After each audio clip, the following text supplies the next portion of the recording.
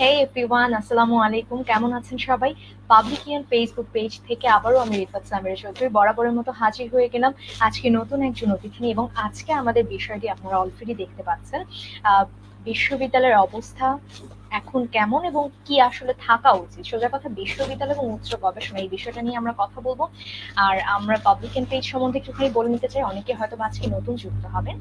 পাবলিকিয়ান মূলত পাবলিক ইউনিভার্সিটির সকল স্টুডেন্টদের জন্য একটা প্ল্যাটফর্ম, যেখানে আমরা সবাই একত্র হতে পারছি, কোন ইউনিভার্সিটিতে কি চলছে, কি হতে যাচ্ছে সেই বিষয় সমস্ত কিছু আমরা আহ, একসঙ্গে জানতে পারছি, জানার একটা সুযোগ করে দিতে পারছি। এছাড়াও আমরা এরকম বিভিন্ন ধরনের সেশন বা লাইভ শো করে থাকি, যেখান থেকে আমরা চেষ্টা করছি কোনো বিষয় নিয়ে একটুখানি জানার, জ্ঞান অর্জন করার, বা বড় বড় মানুষ আমাদের টিচাররা কি বলছে, তাদের কি চিন্তা ভাবনা সেটা জানার। তো তারই ধারাবাহিকতায় আজকেও আমার সাথে যুক্ত আছেন রাজশাহী বিশ্ববিদ্যালয়ের শিক্ষা ও গবেষণা ইনস্টিটিউটের সহকারী অধ্যাপক গৌতম রায় স্যার। আমি স্বাগত জানাচ্ছি স্যারকে। কেমন আছেন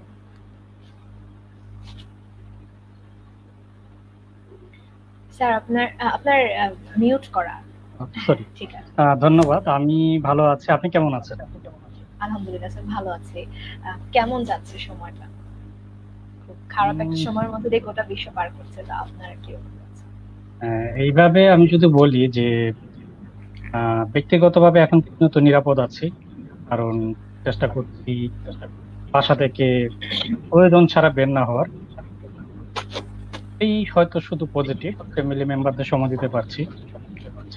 বাইরে বলবো যে আসলে খুব একটা ভালো নেই, কারণ যে কাজগুলো করার কথা, ছেলে মেয়েদের সাথে সময় কাটানোর কথা, বিভিন্ন জায়গায় যাওয়ার কথা, আমাদের দেশের পরিস্থিতি সবকিছু মিলে আসলে ওই দিকটা ভালো নেই আর কি। চলে যাচ্ছে কোনো রকমে। আচ্ছা। আহ, এবার যদি আমি আমি আপনার আমাদের যে বিষয় আজকে সেটাতে তো আসবোই, তার আগে আমি একটুখানি আপনার সম্বন্ধে জানতে চাই। আপনার ছোটবেলাটা কোথায়, কিভাবে বেড়ে ওঠা, এই সমস্ত জিনিস, আপনার ছেলেবেলার স্মৃতি বা পড়াশোনা, এগুলো যদি একটু আমাকে শেয়ার করেন।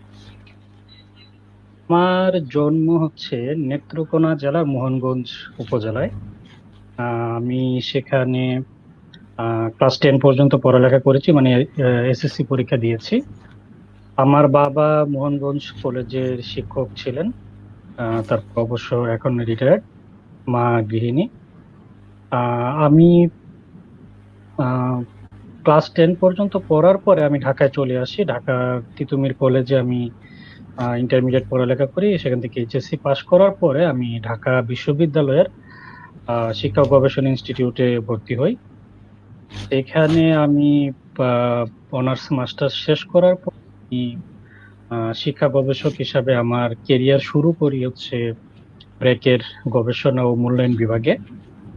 এখানে বেশ কিছুদিন কাজ করার পরে আমি আরেকটা ইন্টারন্যাশনাল এনজিও, প্ল্যান ইন্টারন্যাশনাল, সেখানে জয়েন করি। সেখানে আমি শিক্ষা গবেষক হিসেবে কাজ করি।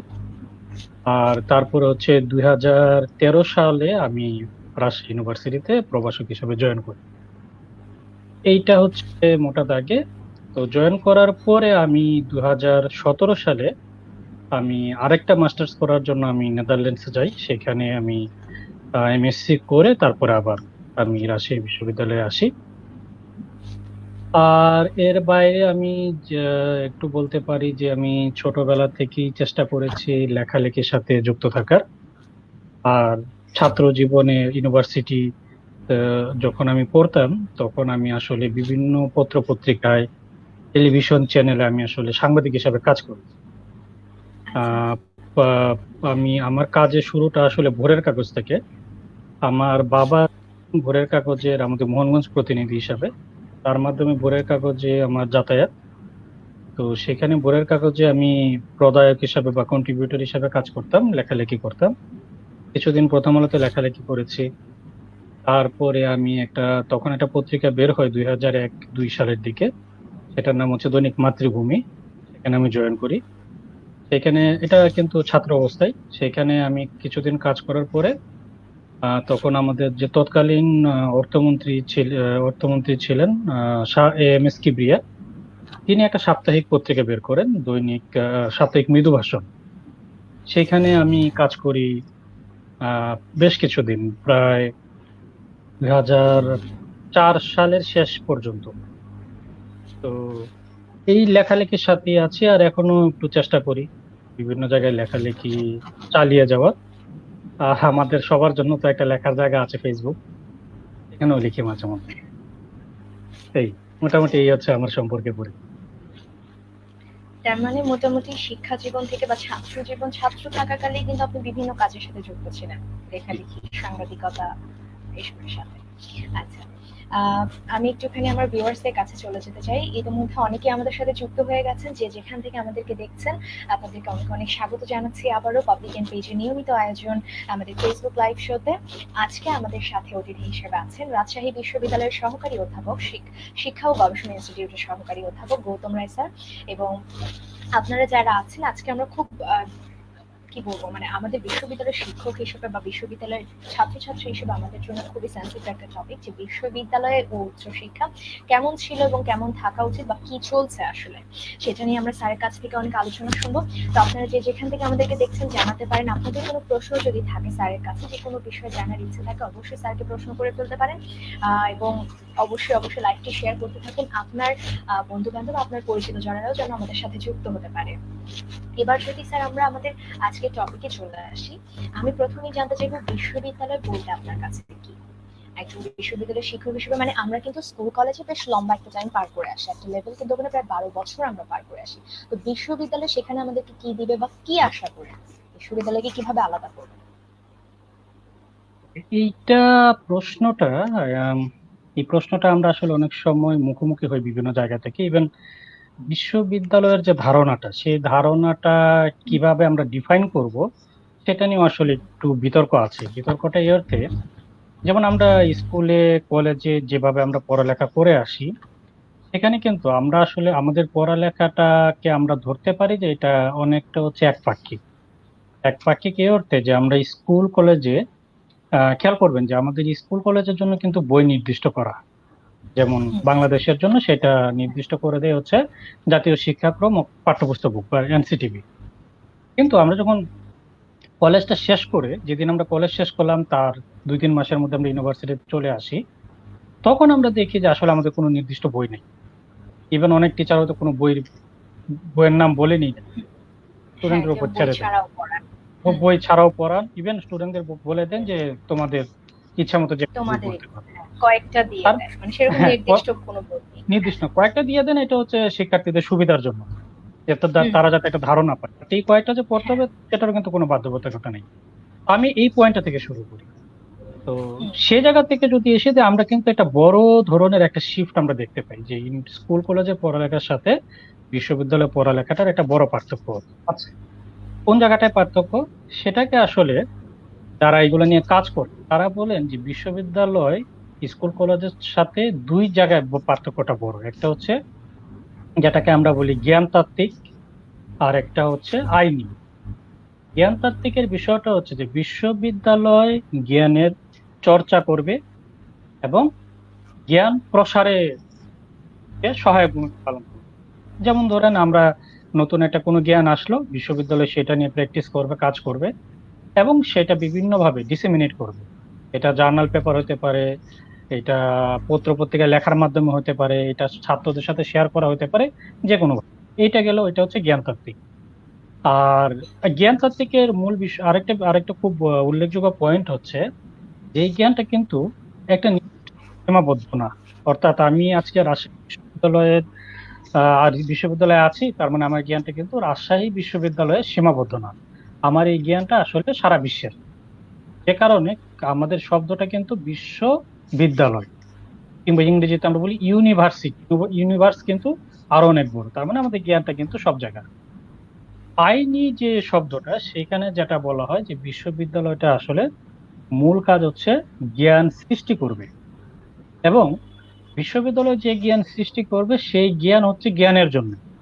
সেই জ্ঞান একজন ব্যক্তির বিরুদ্ধে যেতে পারে, সেই জ্ঞান একটা সমাজের বিরুদ্ধে যেতে পারে, একটা গোষ্ঠীর বিরুদ্ধে যেতে পারে। যে বিরুদ্ধে যেতে পারে এই অর্থে যে সে ওই গোষ্ঠী পছন্দ নাও করতে পারে। যেমন আমরা যদি ওইভাবে চিন্তা করি, আমাদের বিজ্ঞানীরা যখন বললেন যে সূর্য নয় চারিদিকে ঘুরে, তখন কিন্তু এই যে কথাটা, এই জ্ঞানটা, এটা কিন্তু একটা গোষ্ঠীর বিরুদ্ধে গিয়েছিল, তারা এটা মানতে পারেনি। তার মানে বিশ্ববিদ্যালয়ের কাজ হচ্ছে জ্ঞান সৃষ্টি করে, এবং এই জ্ঞান কিন্তু যে কারো বিরুদ্ধে যেতে পারে, সমাজ, রাষ্ট্র, ইভেন সারা বিশ্বের মানুষের বিরুদ্ধেও যেতে পারে। বিশ্ববিদ্যালয়ের কাজ হচ্ছে প্রতিনিয়ত জ্ঞান সৃষ্টি করা, এবং যেটা একটু আগে বললাম, জ্ঞান চর্চা করে জ্ঞানটাকে এটাকে প্রসার বা প্রচার করে। এখন স্কুল এবং কলেজের সাথে আমাদের ইউনিভার্সিটি পার্থক্যটা হচ্ছে, স্কুল এবং কলেজের শিক্ষক এবং শিক্ষার্থীর কারোরই এই দায়টা নাই যে তারা আসলে জ্ঞান সৃষ্টি করবে। তাদের কাজ হচ্ছে জ্ঞানটা অলরেডি আমাদের মধ্যে আছে, আমরা অলরেডি যেটা জানি, শিক্ষকরা যেটা জানেন সেটা আসলে শিক্ষার্থীদের মধ্যে ছড়িয়ে দিবেন। এটা হচ্ছে স্কুল কলেজের মেইন ফিলোসফি। ইউনিভার্সিটিতে যখন আমাদের ছেলে মেয়েরা যখন আসে, তখন যেটা হয় যে মূল উদ্দেশ্যটা আমাদের যেটা হওয়া উচিত, বা বিশ্ববিদ্যালয়ের যেটা ধারণা, যে শিক্ষার্থীরা এসে এই যে জ্ঞান সৃষ্টির যে প্রক্রিয়াটা, সেই প্রক্রিয়াটাই তারা অংশগ্রহণ করবে। এবং যে কারণে আপনি, আমাদের দেশের কালচার ভিন্ন, বাট আপনি যদি বাইরের কোনো দেশে যান, অনেক জায়গায় আপনি খেয়াল করবেন যে শিক্ষকদেরকে যদি বলা হয় সিনিয়র স্কলার, শিক্ষার্থীদেরকে বলা হয় আসলে জুনিয়র স্কলার। স্কুল কলেজে আমরা যেরকম শিক্ষক শিক্ষার্থী একটা সম্পর্ক চিহ্নিত করি, বিশ্ববিদ্যালয় পর্যায়ে আসলে শিক্ষক এবং শিক্ষার্থী বলে আসলে কিছু নাই। সিনিয়র স্কলার, জুনিয়র স্কলার আপনি বলতে পারেন, কিংবা শিক্ষার্থীদের আপনি বলতে পারেন গবেষক, শিক্ষককে বলতে পারেন উপদেষ্টা, কিংবা শিক্ষার্থীদেরকে যদি আপনি শিক্ষার্থী বলেন, শিক্ষককে আপনি বলতে পারেন ইনস্ট্রাক্টর, কোঅর্ডিনেটর। তার মানে প্রচলিত যে শিক্ষক শিক্ষার্থী সম্পর্ক, সেটা আসলে বিশ্ববিদ্যালয় পর্যায়ে আসলে ফিলোসফিক্যাল জায়গা থেকে এটা আসলে অ্যাপ্লিকেবল না। ঠিক আছে। আর আরেকটা বিষয় এখানে খুব ইম্পর্টেন্ট, সেটা হচ্ছে অনেকে হয়তো জিজ্ঞাসা করতে পারেন বা প্রশ্ন করতে পারেন যে তাহলে বিশ্ববিদ্যালয়ে এসে আমরা কেন ক্লাস করি, আমরা তো গবেষণা করতে পারি, বিশ্ববিদ্যালয়ে এসে আমরা কেন পরীক্ষা দিই, এটা একটা প্রশ্ন আসতে পারে। এটার কারণ হচ্ছে যে আমরা যখনই কোনো একটা জ্ঞান আমরা সৃষ্টি করতে চাই, তখন সেটার কিছু প্রক্রিয়া আছে। সেই প্রক্রিয়ার মধ্যে আমরা নিজেদের, আমাদের জানা বোঝার একটা ব্যাপার আছে। শিক্ষক শিক্ষার্থী যখন একসাথে থাকেন, বা একাধিক শিক্ষার্থী যখন একসাথে থাকেন, তখন আমাদের প্রত্যেকের যে আন্ডারস্ট্যান্ডিং লেভেল, সেটা আসলে এক জায়গায় পৌঁছতে হয়। আমাদের যে কোর্স করা, একসাথে বসা, একসাথে কথা বলা, ক্লাস করা, পরীক্ষা নেওয়া, তার প্রত্যেকটা উদ্দেশ্যই হচ্ছে যে জ্ঞান সৃষ্টির জন্য আমরা যে জায়গাটায় যেতে চাই, যে আমাদের মিনিমাম রিকোয়ারমেন্টটা যে একটা প্রয়োজন, সেই প্রয়োজনটাকে আমাদের প্রত্যেকে যেন একটা লেভেলে এসে আমরা যেন সমান তালে কাজ করতে পারি, সেই জন্য আসলে এই কোর্সগুলোর প্রয়োজন। সুতরাং আবারও আমি যদি এখন যদি আমার এই কথাগুলো থেকে আমি যদি একটু মানে সারসংক্ষেপ করি, স্কুল কলেজ যেখানে প্রচলিত জ্ঞান শিক্ষার্থীদের মধ্যে ছড়িয়ে দিবে এবং তাদেরকে পরে বিশ্ববিদ্যালয় বা উচ্চশিক্ষার জন্য প্রস্তুত করবে, সেখানে উচ্চশিক্ষা বা বিশ্ববিদ্যালয় পর্যায়ের শিক্ষা মূল উদ্দেশ্যটা হচ্ছে এখানে জ্ঞান সৃষ্টি করা হবে, জ্ঞান চর্চা করা হবে, এবং জ্ঞানের প্রসার ঘটানো হবে। আপাতত আমার মনে হয় যে সংক্ষেপে এইটুকুই বলি আর কি।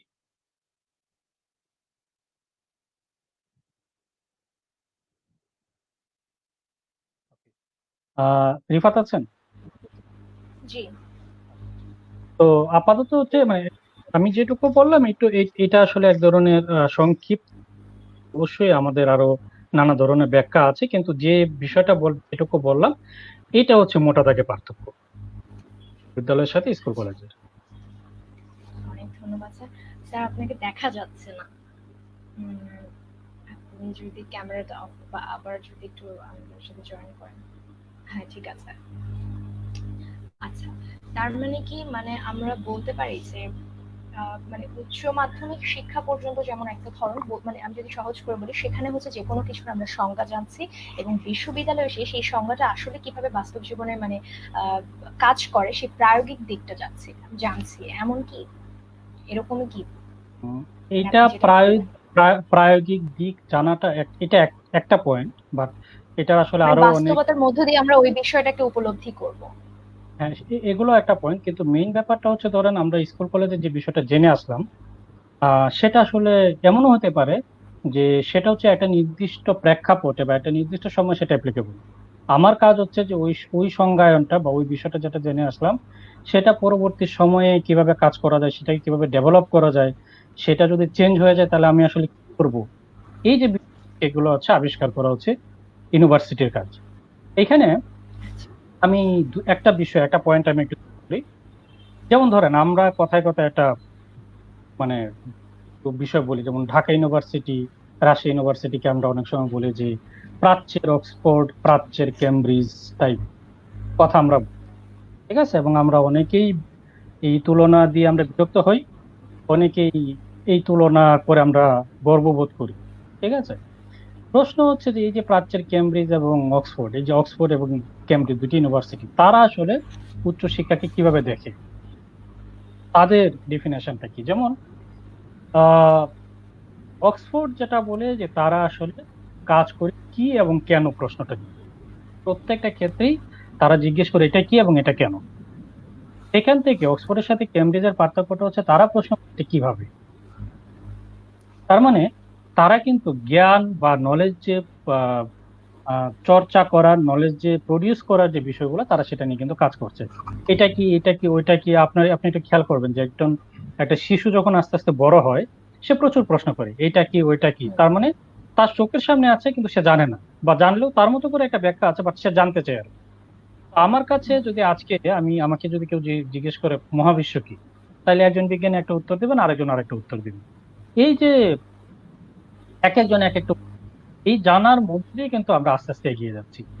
দেন আসলে প্রশ্নটা আসলে এটা কেন, এটা কেন, মহাবিশ্ব কেন উৎপত্তি হলো, সাগর মানে নদীর পানি কেন সাগরে যায়, এই যে এরকম অনেক ধরনের প্রশ্ন।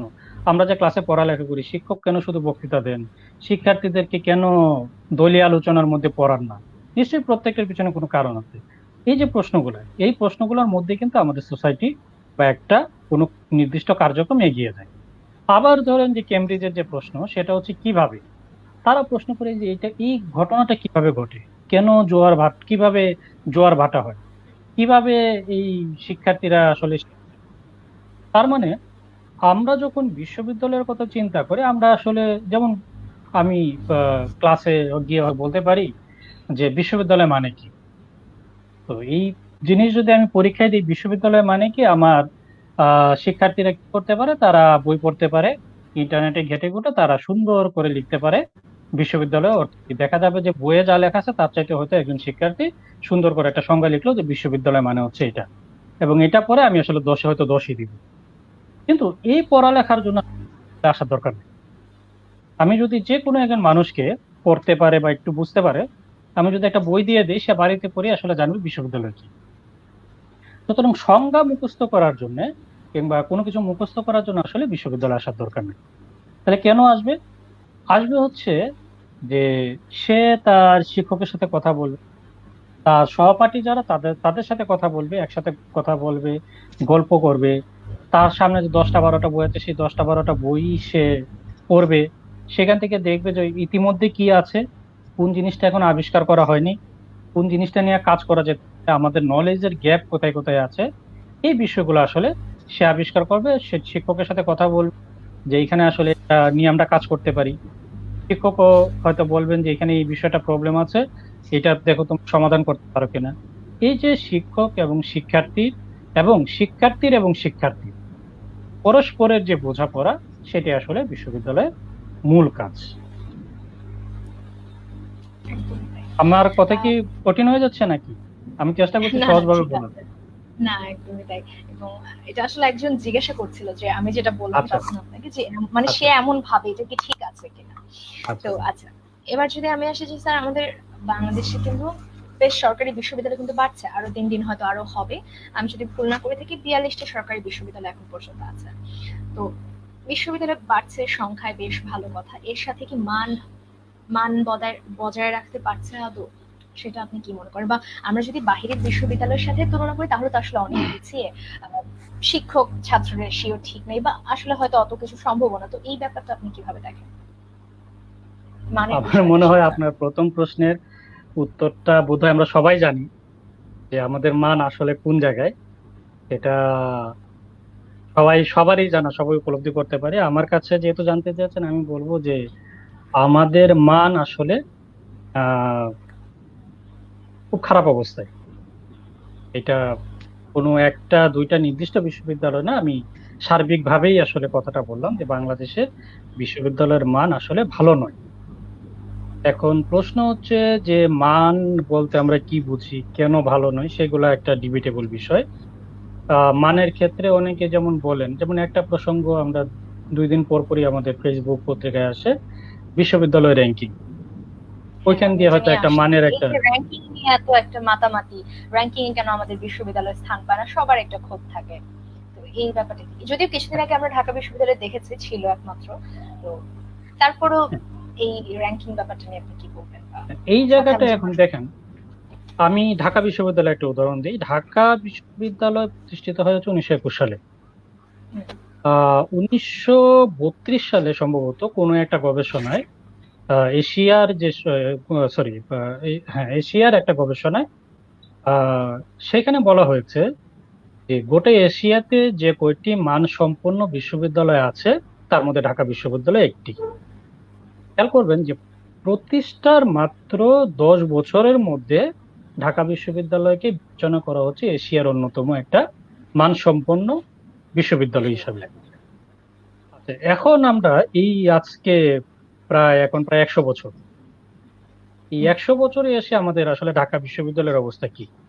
আমাদের আরো 3টা পাবলিক বিশ্ববিদ্যালয় আছে, রাজশাহী বিশ্ববিদ্যালয়, জাহাঙ্গীরনগর, চট্টগ্রাম বিশ্ববিদ্যালয় আছে। এর বাইরে তো আরো অনেকগুলো বিশ্ববিদ্যালয় আছে, তাদের অবস্থা কি? বেসরকারি বিশ্ববিদ্যালয় আছে, তাদের অবস্থা কি?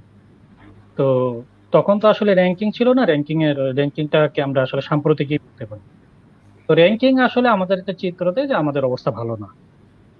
এখানে আমরা হার্ভার্ডের কথা শুনি, অক্সফোর্ড, কেমব্রিজ, এমআইটি এসবের কথা শুনি, আমাদের অবস্থা আসলে কোনো জায়গায় নেই।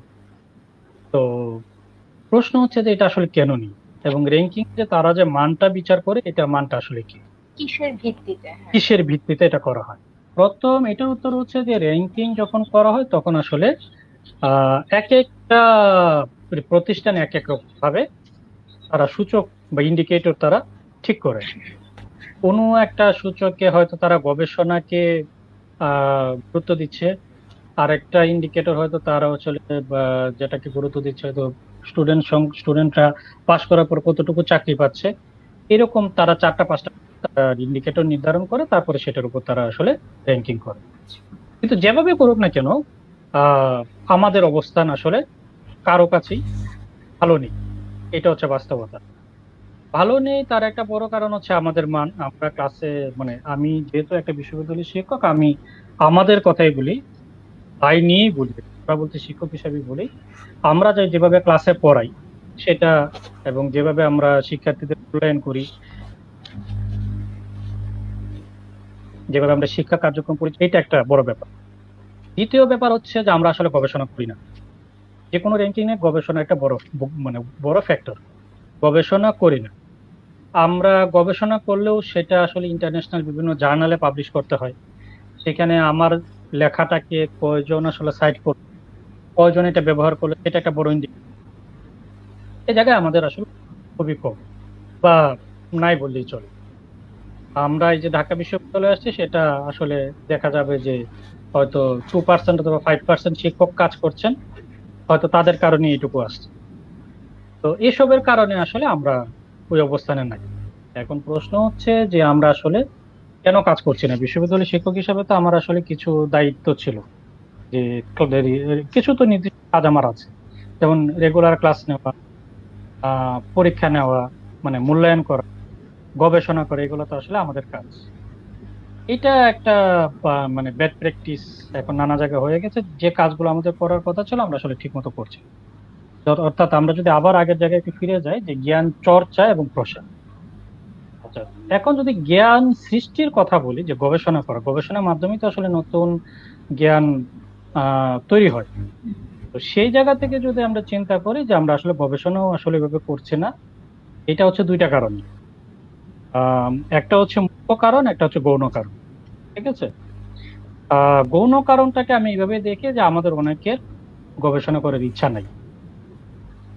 ঠিক আছে, আমি শিক্ষক হিসাবে আছে, আমি গবেষণা করি বা না করি, আমি মাস শেষে, সুতরাং আমার আসলে বাড়তি গবেষণা করার দরকার কি? বা আমার যদি এরকম থাকে যে আমার 3টা পেপার হলে আমি পরবর্তী স্তরে যেতে পারবো, তো সহকারী থেকে সহযোগী হতে পারবো, তাহলে আসলে আমি 3টার বেশি 4টা কেন করবো? আমি জাস্ট একটা এক্সাম্পল, এটা একটা গৌণ কারণ। মুখ্য কারণ হচ্ছে আমি যেটাকে বলি সিস্টেম। সিস্টেমটা কি?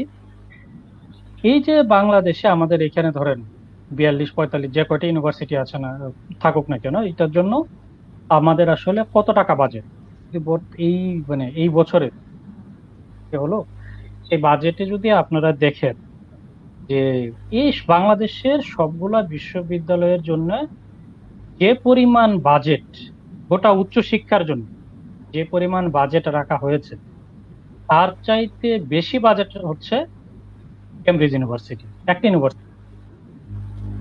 খেয়াল করেন, কেমব্রিজ ইউনিভার্সিটির যে বাজেট, বাজেট আমরা 45টা 47টা ইউনিভার্সিটি মিলেও এই বাজারটাকে ধরতে পারছি না। তাহলে কেমব্রিজ ইউনিভার্সিটি র্যাঙ্কিং এ 1 নম্বরে যাবে, তার সাথে আমরা নিজেদেরকে আসলে কেন তুলনা করব? এটা গেল একটা ব্যাপার। বাজেটের আবার আর একটা ব্যাপার আছে। বাজেটের ব্যাপারটা হচ্ছে যে যে বাজেটটা দেওয়া হয় সেই বাজেট কিন্তু গবেষণার জন্য না। এই বাজেট কিসের জন্য? সেই বাজেট হচ্ছে ধরেন আমার বেতনের। এটা একটা বড় বিষয়। ছাত্রছাত্রীরা যে পড়ালেখা করছে তাদের কিছু খরচ আছে, তাদের পরীক্ষার খরচ, তাদের ক্লাস চলার খরচ, বিল্ডিং বানানোর খরচ, এরকম গবেষণার জন্য খরচ আসলে খুবই কম বা নাই বললেই চলে। বাংলাদেশের প্রেক্ষিতে এটা আসলে খরচটা নেগলিজিবল। তো যেখানে অক্সফোর্ড ইউনিভার্সিটি তারা প্রচুর গবেষণা করে, তাদের জন্য আলাদা বাজেট আছে। এটা শুধু অক্সফোর্ড না, যে কোনো বিশ্ববিদ্যালয়ের জন্য আপনি ওইভাবে চিন্তা করেন। তো তারা তো আসলে র্যাঙ্কিং 1 নম্বরে যাবেই। ঠিক আছে, আমরা যে র্যাঙ্কিং এ পিছিয়ে আছি সেটা তো আসলে একজন দুইজন বা ওইভাবে কাউকে দোষ দিলে চলবে না। ওই যে আমি যেটা বললাম, সিস্টেমের এটা একটা পার্ট বাজেট।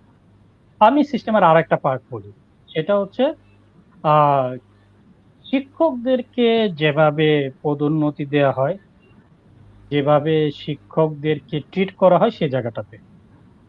এখন মনে করেন আমাদের দেশের সাথে বাইরের দেশের যদি আপনি যদি তুলনা করেন যে আসলে পদোন্নতিটা কিভাবে হয়, আমি দুই একটা ছোট উদাহরণ দিই। আপনি আহ, একটা বাইরের একটা বিশ্ববিদ্যালয়ে ধরেন আপনি একজন প্রভাষক হিসাবে জয়েন করলেন। জয়েন করার পরে আপনি পরবর্তী 10 বছরে আপনার আসলে তেমন কোনো পাবলিকেশন নাই, আপনি হয়তো কোনো প্রজেক্ট আনতে পারেন নাই, আপনি আসলে যত কিছু করেন না কেন আপনি ওই প্রভাষক হিসেবে থাকবেন। কিন্তু আমাদের দেশের নিয়মটা কি, যে আপনি প্রভাষক হিসেবে জয়েন করলেন, আপনি 2 বছর 3 বছর একটা নির্দিষ্ট সময় পরে আপনি অ্যাপ্লাই করলেন, আপনি কিন্তু সহকারী অধ্যাপক হয়ে যাবেন। ঠিক আছে, তার মানে আমার এই প্রমোশন পাওয়ার জন্য আসলে আমাকে তেমন কিছু চিন্তা করতে হচ্ছে না। ওইখানে দেশের বাইরে একজন সহকারী অধ্যাপক যখন আস্তে আস্তে প্রফেসর হন, তাকে প্রচুর গবেষণা করতে হয়। আবার তার জন্য কিন্তু কোনো টাইম বাউন্ড নাই। যেমন একজন সহকারী অধ্যাপক বা একজন সহযোগী অধ্যাপক মনে করেন, তিনি যদি 5 বছরে এমন 20টা ভালো জার্নাল আর্টিকেল পাবলিশ করলেন, কিংবা এমন কয়েকটা প্রজেক্ট রিসার্চ প্রজেক্ট নিয়ে আসলেন, তিনি কিন্তু 5 বছর পরে হয়তো প্রফেসর হয়ে যাবেন। ঠিক আছে, বা তিনি যদি কাজটা 2 বছরের মধ্যে করতে পারেন, তার পারফরমেন্স দেখে 2 বছরের মধ্যে তাকে হয়তো প্রমোশন দিয়ে দিবে। কিন্তু আমাদের দেশে আসলে একটা নির্দিষ্ট সময় পর্যন্ত আপনাকে অপেক্ষা করতে হবে, যে আমার যত যাই থাকুক না কেন, আমার প্রভাষক থেকে প্রফেসর হওয়ার জন্য আমাকে এত বছর অপেক্ষা করতে হবে। তার মানে একটা হচ্ছে, আমি দুইটা জিনিস বললাম, একটা হচ্ছে বাজেট, এটার মধ্যে একটা সিস্টেম, আর একটা হচ্ছে আমাদের বিশ্ববিদ্যালয়ের শিক্ষকদেরকে যেভাবে ট্রিট করা হয়, এবং সেখানে আমি যেটা দেখি যে প্রফেশনালিজমের যে অভাব, এই জিনিসগুলোর কারণে আমরা আসলে পিছিয়ে আছি। আমি আরেকটা জিনিস হচ্ছে যে বিশ্ববিদ্যালয়ে আমাদের আসলে বিশ্ববিদ্যালয়কে নিয়ে আমাদের আসলে এক্সপেকটেশনটা কি। এই কথাটা অবশ্য অনেকে পছন্দ করবেন না বললে, কিন্তু তাও আমি বলি যে বিশ্ববিদ্যালয়ের ধারণা বা এই সমস্ত কথাবার্তা বলেছি। প্রথম কথা হচ্ছে বিশ্ববিদ্যালয় আসলে কি করবে এই জায়গাগুলোতে যদি আমি আসি। যেমন যদি আমাদের এই যে প্রতিষ্ঠানগুলো র্যাঙ্কিং করে, তারা যদি র্যাঙ্কিংটা এইভাবে সাজাতো যে একটা জাতি গঠনে বিশ্ববিদ্যালয়ের ভূমিকা কি, তাহলে আপনি খেয়াল করেন, যদি ধরেন গত 100 বছরে তারা যদি এরকম একটা র্যাঙ্কিং করে পৃথিবীর প্রত্যেকটা দেশে প্রত্যেকটা বিশ্ববিদ্যালয় তাদের রাষ্ট্র গঠনে, তাদের জাতি গঠনে বিশ্ববিদ্যালয়ের ভূমিকা কি, তাহলে আমার ধারণা আমাদের ঢাকা বিশ্ববিদ্যালয় 1-2 নম্বরে চলে আসবে। কেন চলে আসবে? কারণ এই পাকিস্তান আমলে যে ভাষা আন্দোলনটা হয়েছিল, এখানে অন্যতম একটা বড় একদম 52 পালন থেকে করেছিল হ্যাঁ, সব আমাদের ঢাকা বিশ্ববিদ্যালয় থেকে প্রত্যেকটা বিশ্ববিদ্যালয়। এটা কিন্তু এই একটা বড় কারণে কিন্তু আজকে আমরা বাংলা ভাষায় এভাবে কথা বলতে পারছি। একদম। আচ্ছা, আমরা যদি বিশ্ববিদ্যালয়গুলোর ৭১ ভূমিকা এই বাংলা থেকে শুরু করে মানে ছাত্র শিক্ষক সক্রিয়ভাবে যুক্ত ছিল, এটা একদম অন্যরকম হ্যাঁ, একটা প্রতিটা মুহূর্ত, এটা প্রতিটা ইভেন ঘটনা আমরা যদি বাংলাদেশের। আমরা যদি ৭১-এর কথা চিন্তা করি, মুক্তিযুদ্ধ, তার মানে ৫২ থেকে মুক্তিযুদ্ধ সময়কালীন ঢাকা বিশ্ববিদ্যালয় শুরু করে প্রত্যেকটা বিশ্ববিদ্যালয় কিন্তু একটা হুম, গুরুত্বপূর্ণ ভূমিকা পালন করেছে। আমরা যদি ৯০-এর গণ অভ্যুত্থানের কথা চিন্তা করি, বা আমাদের প্রত্যেকটা ক্ষেত্রে কি যদি চিন্তা করি, আমাদের বিশ্ববিদ্যালয়গুলোর কিন্তু একটা বড় ভূমিকা আছে। এখন প্রশ্ন হচ্ছে যে যারা র্যাঙ্কিং করে তারা আসলে এটাকে বিবেচনায় নিচ্ছে না, নিলে আমরা কিন্তু অনেক উপরে থাকতাম। তো প্রশ্ন হচ্ছে, একাডেমিক্যালি যখন ডিবেট হয় তখন একটা প্রশ্ন, বিশ্ববিদ্যালয়ের আসলে কাজ কি? বিশ্ববিদ্যালয়ের কাজ কি করা নাকি জ্ঞান সৃষ্টি করা? এটা একটা ডিবেটেবল বিষয়। এটা আপনি পক্ষেও থাকতে পারেন, বিপক্ষেও থাকতে পারেন। অনেকেই বলেন যে বিশ্ববিদ্যালয়ের কাজ হচ্ছে জ্ঞান চর্চা করা, তার কোনো অন্য কোনো দায়িত্ব নেই। যেমন একজন শিল্পীর কাজ শিল্প সৃষ্টি করা। তার রাষ্ট্র বা তার দেশ যখন একেবারেই আহ গভীর একটা সংকটে থাকে, তখন সবাই আসলে সেখানে এগিয়ে আসে। যেমন আজকে আমরা করোনা ভাইরাসের কথা বলছি, এই জায়গাটাতে আমাদের বিশ্ববিদ্যালয়ের আসলে কাজ কি, বা বিশ্ববিদ্যালয়ের আসলে ভূমিকাটা কি হওয়া উচিত ছিল। সেখানে ধরেন রেড ক্রস বা রেড ক্রিসেন্ট বা এই ধরনের যে প্রতিষ্ঠানগুলো, তারা কিন্তু তাদের দায়িত্ব পালন করছে, আমাদের ডাক্তাররা তাদের দায়িত্ব পালন করছেন, পুলিশ তাদের দায়িত্ব পালন করছেন। তো এখন একজন বিশ্ববিদ্যালয়ের শিক্ষক হয়ে আমি আসলে কি দায়িত্ব পালন করছি, বা আমার আসলে কি করা উচিত ছিল, এটা একটা গুরুত্বপূর্ণ প্রশ্ন। এই জায়গা থেকে আমাদের বোঝা যাবে যে আমাদের বিশ্ববিদ্যালয়ের কাজ কি, বা এই যে যারা শিক্ষার্থীরা যারা আছে তাদের কাজ কি। তো একটা উত্তর হতে পারে যে যেহেতু এটা একটা জাতীয় সংকট, বা এটা একটা বৈশ্বিক সংকট, আমরা সবাই মিলে মূল সংকটটাকে আমরা আসলে চিহ্নিত করব, আমাদের পাড়া প্রতিবেশীদেরকে আমরা সচেতন করব এইসব। কিন্তু এটা কি আসলে বিশ্ববিদ্যালয়ের মূল কাজ? এটার জন্য তো আসলে আমাদের অন্য বিভাগ আছে, আমাদের ডাক্তাররা সচেতন করছেন, আমাদের আইন শৃঙ্খলা বাহিনী সমস্ত কিছু করছেন, আমাদের বিভিন্ন ভলান্টিয়ার আছে। আমরা খুব ভালো হইতো যদি বিশ্ববিদ্যালয় যদি গবেষণা করতো যে কিভাবে করোনা ভাইরাস থেকে আমাদের মানুষদেরকে আমরা যেমন ধরেন করোনা ভাইরাসের যে টিকাটা এখন পর্যন্ত সবচেয়ে বেশি আলোচিত যে টিকাটা, সেটা কিন্তু আবিষ্কার করেছে একটা অক্সফোর্ড ইউনিভার্সিটি, তারা এটা কিন্তু আবিষ্কার করেছে। তাহলে আমরা কেন এটা করতে পারলাম না? আমরা কি আদৌ চেষ্টা করেছি? বিশ্ববিদ্যালয়ে আমি যেটা শুরুতেই বললাম, মানে বারবার আমি আসলে ওই জায়গাটাতেই ফিরে যাচ্ছি, যে বিশ্ববিদ্যালয়ের কাজ হচ্ছে জ্ঞান সৃষ্টি করা। তো করোনা ভাইরাসের এই সময়টা তো আমার কিন্তু কাজ হচ্ছে জ্ঞান সৃষ্টি করা। কি জ্ঞান সৃষ্টি করবো? যে যারা বায়োলজিস্ট বা যারা হচ্ছে জীবাণু নিয়ে কাজ করেন, তাদের কাজ হচ্ছে এই জীবাণুটাকে বোঝা, এটাকে অ্যানালাইসিস করা, এটা প্রতিষেধক আবিষ্কার করা। আমি সেই ফিল্ডের না, আমার কাজ হচ্ছে এডুকেশন নিয়ে। আমার তাহলে কি কাজ হওয়া উচিত? আমার কাজ হওয়া উচিত যে এই সময়ে অল্টারনেটিভ এডুকেশন সিস্টেম কি হইতে পারে সেটা নিয়ে কাজ করা। অর্থাৎ আমাদের প্রত্যেকেরই প্রত্যেকের জায়গা থেকে কাজ করার সুযোগটা আছে। তো আমরা আসলে কিছু ব্যতিক্রম ছাড়া, আমি সবসময় বলবো যে কিছু ব্যতিক্রম আছেন, তাদের কারণে বিশ্ববিদ্যালয়গুলো এখনো টিকে আছেন। তাদের মানে সমস্যাটা হচ্ছে তারা সংখ্যায় কম। তো তারা কিন্তু শুরু থেকেই কাজ করে যাচ্ছেন। আমাদের যেটুকু মান এখন পর্যন্ত আছে এটা আসলে তাদের জন্য। তো আপনার যে মূল প্রশ্নটা, বিশ্ববিদ্যালয়ের মান, আমাদের মান কেন ওই রকম না, সেটার আমি আনসারটা দেওয়ার চেষ্টা করেছি এইভাবে। একটা হচ্ছে আমাদের ব্যক্তিগত একটা, আমি বলেছি দুইটা কারণ, একটা মুখ্য একটা গৌণ। গৌণটা হচ্ছে যে আমার ইচ্ছা আছে, আর মুখ্যটা হচ্ছে আমাদের সিস্টেমটাকে আমি ভাগ করেছি দুই ভাগে। একটা হচ্ছে বাজেট বা এই ধরনের সিস্টেম, আর আরেকটা হচ্ছে যে আমি আসলে কতটুকু রেসপন্সিবল, বা আমাকে কতটুকু রেসপন্সিবল করা হয়েছে সেটার উপরে। আহ, একদমই তাই। আসলে দায় বা অনিয়ম সব ক্ষেত্রে আছে। দায় শুধু একার পক্ষেও বললে হবে না, বিশ্ববিদ্যালয়ের শিক্ষক, কর্তৃপক্ষ, ছাত্র সব সব সাইডে আসলে সবাই যখন সচেতন হবে, যার যার দায়িত্বটা পালন করবে, তখনই আসলে একটা সুন্দর জিনিস প্রেজেন্ট করা সম্ভব। তো এবার যদি স্যার বলি যে আহ, আপনি যেহেতু গবেষণার কথাটা বললেন, আমি আসলে এগুলো সব আলাদা প্রশ্ন করতাম, আপনি মোটামুটি অনেক কিছু বলে দিয়েছেন। তো গবেষণার বিষয়টা আমি যদি বলি, তাহলে আমি জিজ্ঞাসা করবো যে গবেষণা অবশ্যই খুবই খুবই গুরুত্বপূর্ণ একটা বিষয়। বাহিরের বিশ্ববিদ্যালয়গুলোতে গবেষণাকে মানে গবেষণা বিষয়টাকে অন্যভাবে প্রাধান্য দেওয়া হয়, এটার জন্য আলাদাভাবে তাদের যা যা ইনগ্রেডিয়েন্টস লাগবে, তাদের সমস্ত কিছু আছে কিনা এই বিষয়গুলো দেখা হয়। তো বাংলাদেশে কি মনে হয় না গবেষণা কার্যক্রম মানে এখনো কি ওইভাবে জায়গা পেয়েছে? এবং আপনি যেহেতু বাজেটের কথাটা বললেন, আমি এটাও জিজ্ঞাসা করতাম যে বাজেট দিচ্ছে যে সেটা কতটুকু মানে দরকার, মানে সেটা কতটুকু ঠিক আছে, এবং শুধু তাই না, যেটুকু বাজেট দিচ্ছে সেটাও কি ভালো ঠিকঠাক মতন প্রপারলি ইউজ হচ্ছে? সেটাও একটা প্রশ্ন চলে আসে। আমি যেটা বলবো, আমাদের আসলে বাজেট ডিপেন্ড করে বাজেটটা আসলে কাকে দেওয়া হচ্ছে। যেমন আমরা যখন গবেষণা করি, আমাদের গবেষণার এক একজন শিক্ষকের গবেষণার ক্ষেত্র আলাদা। অনেক শিক্ষক আছেন যে তাদের গবেষণার জন্য যেমন একটা যন্ত্র কিনতে হয়তো 2 কোটি টাকা প্রয়োজন। তাকে যদি 10 লাখ টাকা দেওয়া হয়, যে আসলে এই 10 লাখ টাকা দিয়ে কোনো কিছু করতে পারবেন না। যার 2 কোটি টাকা প্রয়োজন তার কাছে 10 লাখ টাকা কিছুই না। আমাকে যদি বলা হয় যে আমি একটা, ধরেন আমাকে বলা হলো যে বিশ্ববিদ্যালয়ের শিক্ষার্থীরা এই অনলাইন এডুকেশন নিয়ে তারা আসলে কি চিন্তা করে, সেই জায়গায় যদি আমাকে 10 লাখ টাকা দেওয়া হয়, তাহলে 10 লাখ টাকা কিন্তু আমার জন্য এনাফ। তো এটা আসলে ডিপেন্ড করে হচ্ছে কার রিসার্চ এরিয়াটা কোন জায়গায় সেটা। ঠিক আছে। আচ্ছা। তো এটা হচ্ছে আলাদা আলাদা ব্যাপার। কিন্তু আমি যদি সার্বিকভাবে রাষ্ট্রের বাজেট সম্পর্কে চিন্তা করি, আমি যদি বিশ্ববিদ্যালয়ের বাজেটের কথা চিন্তা করি, তাহলে আসলে আমি বলবো যে বাংলাদেশে গবেষণাটাকে মানে বিশ্ববিদ্যালয়ের কাজ যে গবেষণা, এই ব্যাপারটা আসলে আমাদের অনেকের মাথায় নেই, ফলে আসলে বাজেটও আসলে এভাবে বরাদ্দ করা হয় না। এইটা একটা আপনার প্রশ্নের একটা দিক। আর একটা দিক আপনি যেটা বলেছেন সেটা হচ্ছে যেটুকু দেওয়া হয় সেইটুকু আসলে সঠিকভাবে বাস্তবায়ন করা যায় কিনা।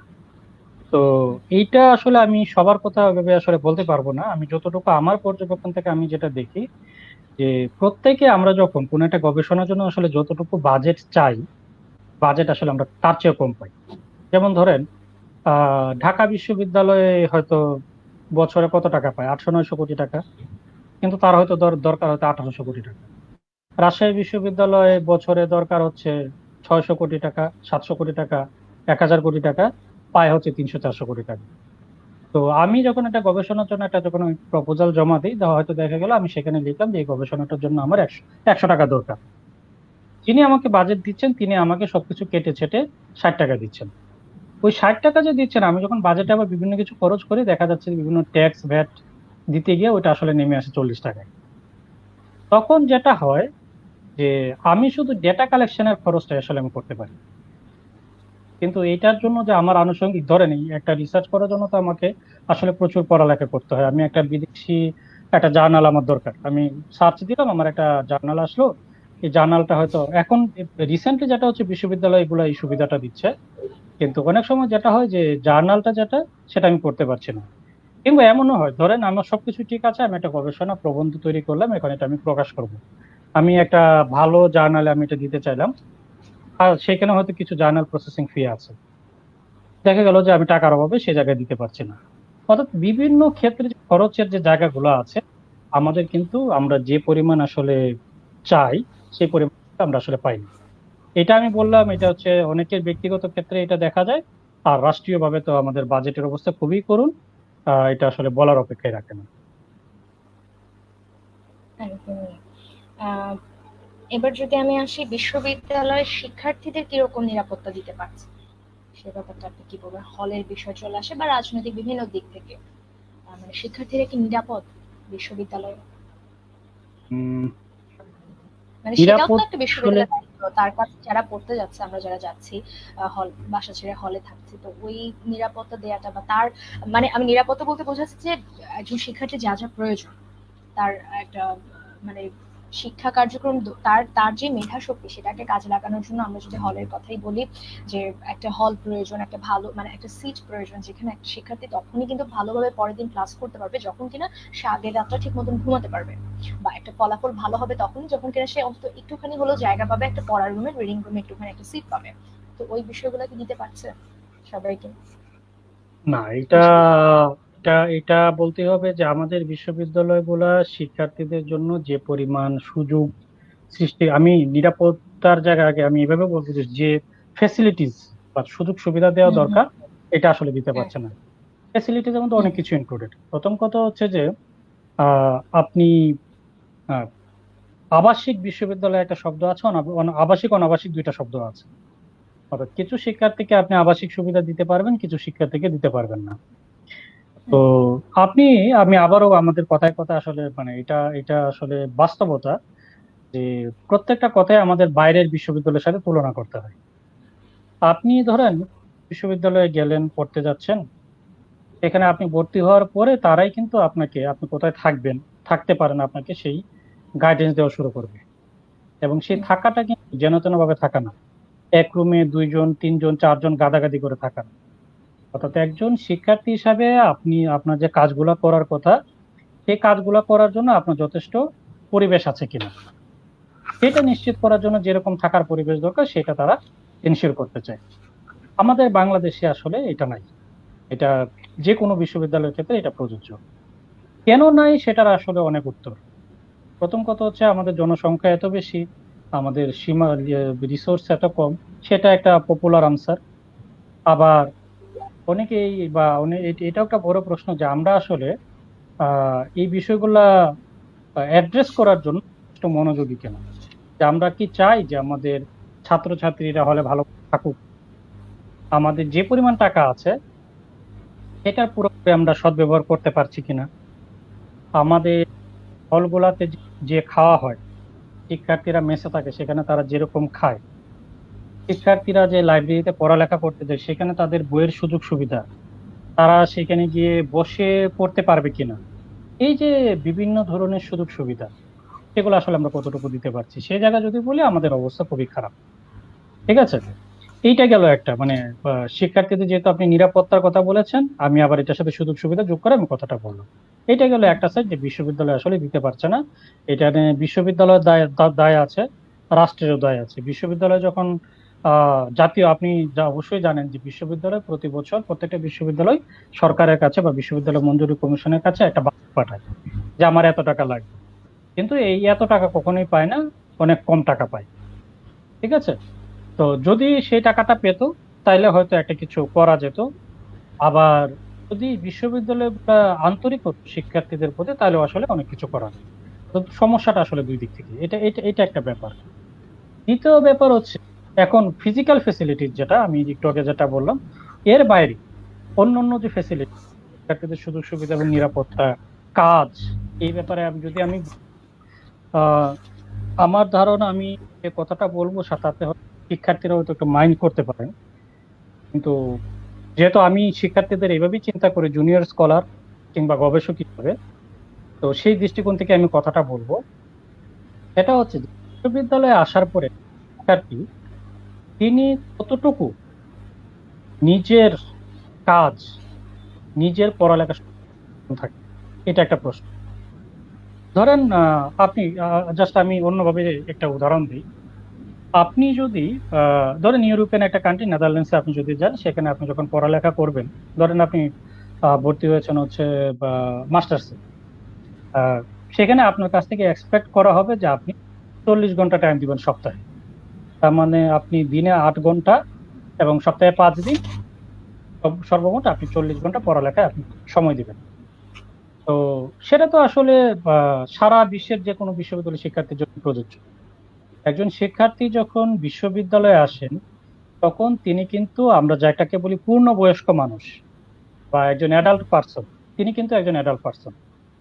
তো একজন অ্যাডাল্ট পার্সন হিসাবে একজন শিক্ষার্থী আসলে কতটুকু তার পড়ালেখা বা কাজ নিয়ে সচেতন থাকেন শিক্ষার। আমি স্যার আপনাকে যদি একটু থামাই, আমি আপনার সাথে একদমই একমত এই বিষয়ে। আমি এটাই বলতাম যে তার সব পক্ষে শুধু মানে শিক্ষকরাই পড়াচ্ছে না ঠিক মতো, শিক্ষকদের মানে তাদের কি যোগ্যতা আছে, তারা কিভাবে প্রমোশন পেয়ে যাচ্ছে, মানে এই বিষয়গুলোই আমরা শিক্ষার্থীরা দেখা যায় বেশি মাতামাতি করে এই বিষয়গুলো। কিন্তু আমি শিক্ষার্থী হিসেবে কি আসলে সময় দিচ্ছি?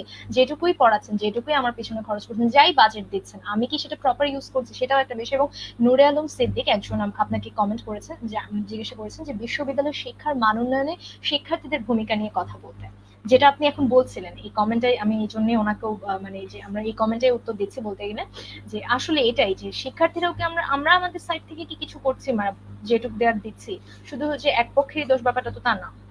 আপনি যেটা বলছিলেন স্যার। এটা নুরে আলম সিদ্দিকী স্যারকে ধন্যবাদ, উনি ঢাকা বিশ্ববিদ্যালয়ের শিক্ষক। তো তাকে ধন্যবাদ জানাচ্ছি। আমি অবশ্য খেয়াল করিনি তার প্রশ্নটা। তো যাই হোক, আমি মানে মিলে গেল আর কি হয়তো বা চিন্তা ভাবনা। হুম হুম হুম। প্রথম কথা হচ্ছে যে একজন শিক্ষার্থী যখন বিশ্ববিদ্যালয়ে ভর্তি হন তখন তিনি কিন্তু আমার মতোই একজন মানুষ। তার সাথে আমার পার্থক্যটা হচ্ছে যে আমি 10 বছর 20 বছর আগে পড়ালেখা করে এসেছি, এসে আমি এখানে একটা ভূমিকা পালন করছি, যেটা আমি আগে বলেছি যে আমি হয়তো সিনিয়র স্কলার, আমি হয়তো ইনস্ট্রাক্টর, আমি হয়তো কোঅর্ডিনেটর, এরকম কিছু।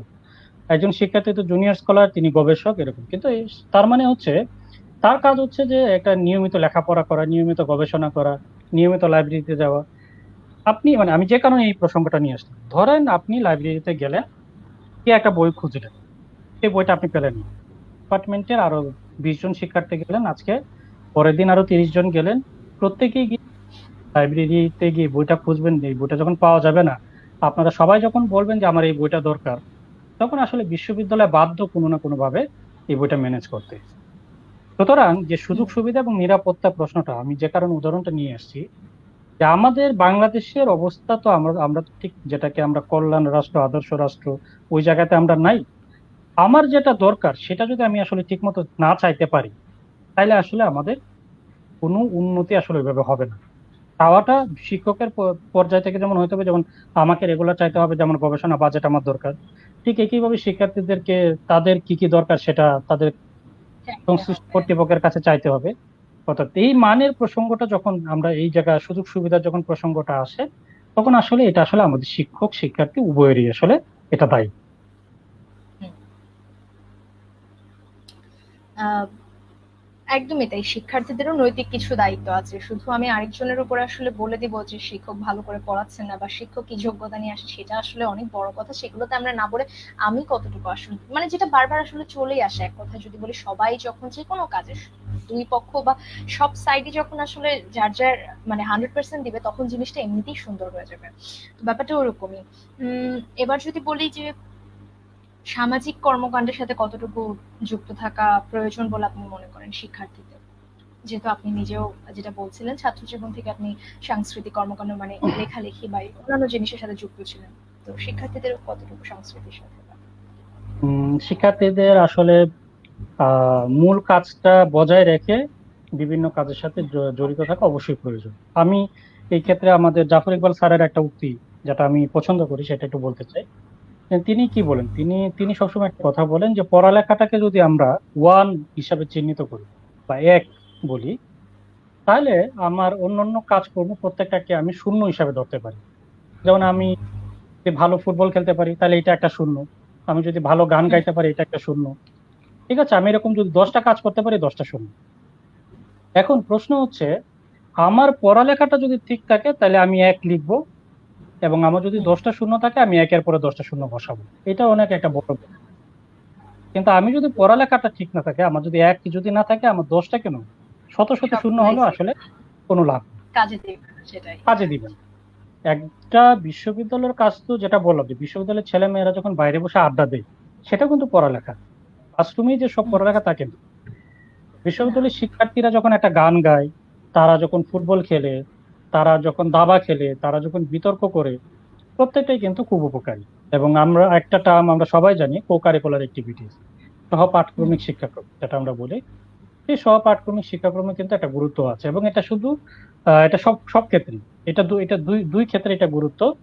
এটা একটা গুরুত্ব হচ্ছে যে আমাদের যে মানসিক বিকাশ, সেই মানসিক বিকাশটাকে হেল্প করে এই কাজগুলো। দ্বিতীয় কাজ হচ্ছে, এই কাজগুলো আমাদেরকে বিভিন্ন ধরনের বা বিভিন্ন রকমের আমাদের স্কিল ডেভেলপে হেল্প করে। যেমন ধরেন, আমি যদি বা কোনো একজন শিক্ষার্থী যদি একটা সংগঠনের সাথে জড়িত হয়, ধরেন একটা বিতর্ক সংগঠন হতে পারে, ক্রীড়া সংগঠন হতে পারে, টুরিস্ট সোসাইটি হতে পারে, তার উপর যদি দায়িত্ব থাকে যে অমুক বিতর্কের, এই বছরের বিতর্কের প্রতিযোগিতার গোটা ইভেন্টটাকে সে সাজাবে, তাহলে কি হবে, হ্যাঁ, তার মধ্যে ম্যানেজমেন্ট যে স্কিল, তার মধ্যে যে লিডারশিপ যে স্কিল, এই স্কিল গুলো কিন্তু তৈরি হবে। এগুলো খুবই কিন্তু গুরুত্বপূর্ণ আমাদের ক্লাসে। প্র্যাকটিক্যালি এই বিষয়গুলোর সাথে, হ্যাঁ। প্র্যাকটিক্যালি তারা আসলে এগুলো অনেক কিছু ইয়ে করার সুযোগ পায়। যারা হুম, সাংবাদিকতার সাথে জড়িত আছে, তাদের লেখালেখির স্কিল বাড়ে। যারা সাংস্কৃতিক কর্মকাণ্ডের সাথে জড়িত আছে, তাদের এক একজনের তো আসলে স্কিল গুলো এক এক দিকে বিকশিত হয়, একই, যার হুম, যেদিকে আগ্রহ। সুতরাং সহ শিক্ষাক্রমিক কার্যক্রম খুবই গুরুত্বপূর্ণ। যদি আমি এখানে একটা কন্ডিশন আরোপ করতে চাই, খুবই গুরুত্বপূর্ণ পড়ালেখাটা ঠিক রেখে। ওই যে 8 ঘন্টার কথা বললাম ডেলি, বা 40 ঘন্টা, তার মানে এই না যে আমি আজকে 9টা থেকে বসবো যে 5টা পর্যন্ত, পরের দিন 9টা 5টা, বিষয়টা সেরকম না। এটা হচ্ছে একটা গাইডলাইন। এটা এটা তো আসলে হুম। অফিস না, এটা একটা গাইডলাইন যে আমি একেকজনের ক্ষেত্রে সপ্তাহে আসলে 40 ঘন্টা আমি করবো। হুম, এখন এই 40 ঘন্টা হুম, করতে গিয়ে কোনো শিক্ষার্থীর হয়তো একটা টপিক শেষ করতে হতে 35 ঘন্টা লাগতে পারে, আরেকজন হয়তো 45 ঘন্টা লাগতে পারে। হ্যাঁ, এইটা মাত্র, একেকজনের এইটা বজায় রেখে আমি আমার আসলে আরো অনেক কিছু করা প্রয়োজন। এবং এটা তো নিশ্চয়ই ভবিষ্যতে আমাদের মানে কর্মজীবনেও কাজে লাগবে, একদম যে পুরো বিষয়টা। সব ক্ষেত্রে এটা কাজে লাগবে, হুম, হুম। ক্ষেত্রে কাজে লাগবে, না, ইভেন কেউ কেউ ব্যক্তিগত জীবনেও কাজে লাগবে এগুলো। একদম, একদম। আসলে কোনো কিছু আসলে ফেলা যায় না, সবকিছুই। স্যার, আমি যদি বলি যে আমি আপনার মানে একদিকে কেউ ভাবতে পারে যে অযথা বোধহয় আমি সময় দিচ্ছি আপনার পেছনে বা নষ্ট করছেন, কিন্তু না, এই যে আমি আপনার সাথে কথা বলছি, আমিও কিন্তু আমি যে খুব এই বিষয়গুলো জানি তা না, কিন্তু আমি কিন্তু শিখছি এটার থেকে, অনেকগুলো বিষয় আমি বুঝতে পারছি। তো কিন্তু স্যার, কেউ কেউ মানে কমেন্ট করে ক্ষোভ জানাচ্ছে যে কারো দেখা যায় সকাল 9টা থেকে বিকাল 5টা পর্যন্ত ক্লাস থাকে, এরপরে সে এই মানে এতটুকু করে তারপরে কিভাবে সামাজিক বা সাংস্কৃতিক কর্মকাণ্ডে অংশ নিতে পারবে, তার মানে একটা ক্ষোভের কথা। বা তো আমি জানি এটা না যে 5টা পর্যন্ত কোথায় ক্লাস হয়। সে এটা বলেছে, স্যার হওয়া আমি উচিত না।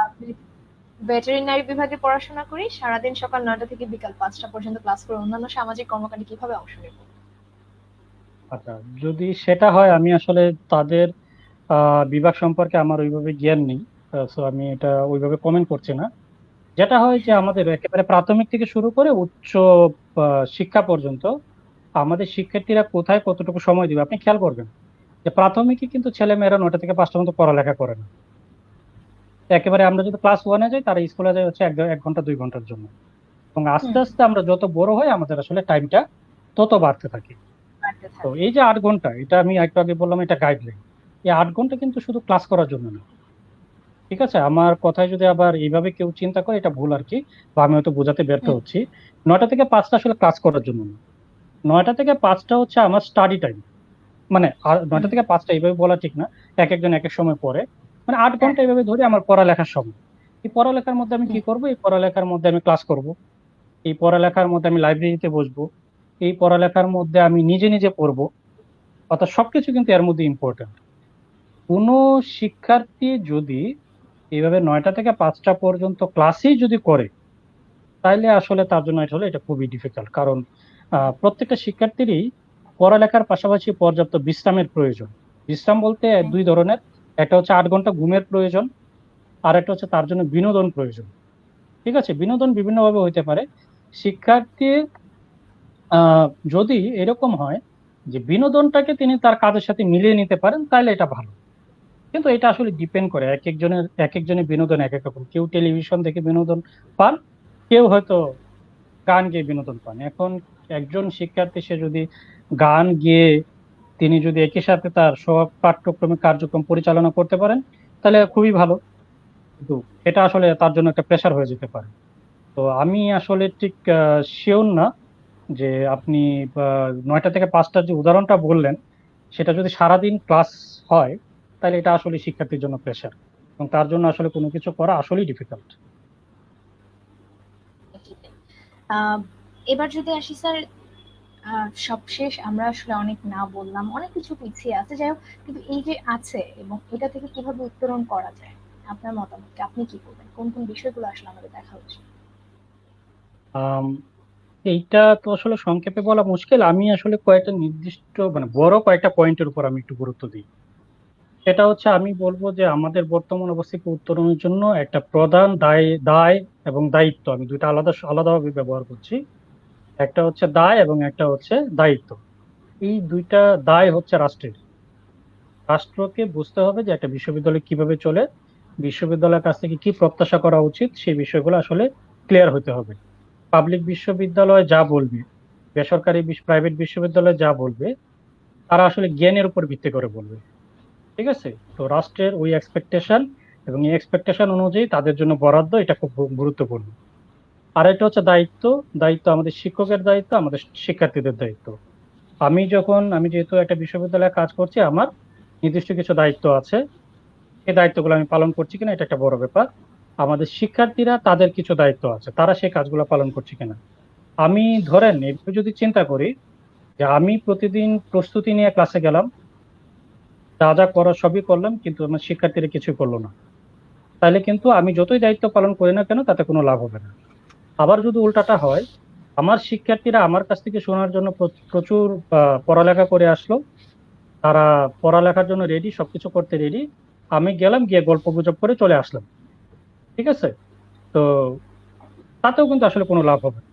তার মানে দায়িত্ব আসলে দুই পক্ষের, পক্ষের দায়িত্বের জায়গাটা যখন একসাথে মিশবে তখনই আসলে বিশ্ববিদ্যালয়গুলা মান, যেটা বা মানের কথাই বলি, কিংবা বিশ্ববিদ্যালয়ের যে মানে অন্তর্নিহিত যে ফিলোসফি, সেই জায়গাটাতে আসলে আমরা প্র্যাকটিসটা করতে পারবো। এটা আসলে আমাদের সবারই, যেমন আমরা যে যেখানে আছি প্রত্যেকের আসলে এটা দায়িত্ব। একদম। এবং আমি স্যার এবার কিছু কমেন্ট করতে চাই। আসলে অসংখ্য কমেন্ট এসেছে, সবগুলো নেওয়া সম্ভব হচ্ছে না। আর কিছু কিন্তু আমি যারা কমেন্ট করছেন তাদের জন্যই শ্রদ্ধা রেখে আমি বলছি, কিছু দেখা গেছে আমার প্রশ্নের সাথে মিলে গেছে, যার কারণে বা যে ব্যাপারটা আসলে বলা হয়ে গেছে অলরেডি, সেই ব্যাপারটা আসলে আবার জিজ্ঞাসা করছি না, যেগুলো মিলে গেছে আমার প্রশ্নের সাথে। কেননা আমাদের সময় কম হাতে, তো সবগুলো আসলে নিতে গেলে একটু সময় বেশি প্রয়োজন, সেটা সম্ভব হচ্ছে না। আহ আচ্ছা, একজন প্রশ্ন করেছিলেন সাইফুদ্দিন মোহাম্মদ সাগর, তিনি বলেছিলেন যে গৌতম স্যারের কাছে প্রশ্ন, স্যার শিক্ষাকে আমরা বর্তমানে যে হারে জীবিকামুখী করে ফেলছি সেটা কি আসলেই খুব ইতিবাচক? সেই সাথে আরেকটি প্রশ্ন, মানে সেই যে শিক্ষা কার, জীবন নাকি জীবিকা, মানে এই ব্যাপারে আপনার কি মতামত? আমি এইটা স্ক্রিনে দিচ্ছি আহ, প্রশ্নটা। এটা আসলে প্রথম উত্তর হচ্ছে যে শিক্ষার সাথে জীবিকার একটা সম্পর্ক তো অবশ্যই আছে। কারণ আমরা পড়ালেখা করছি অবশ্যই আছে। আসলে কিসের জন্য?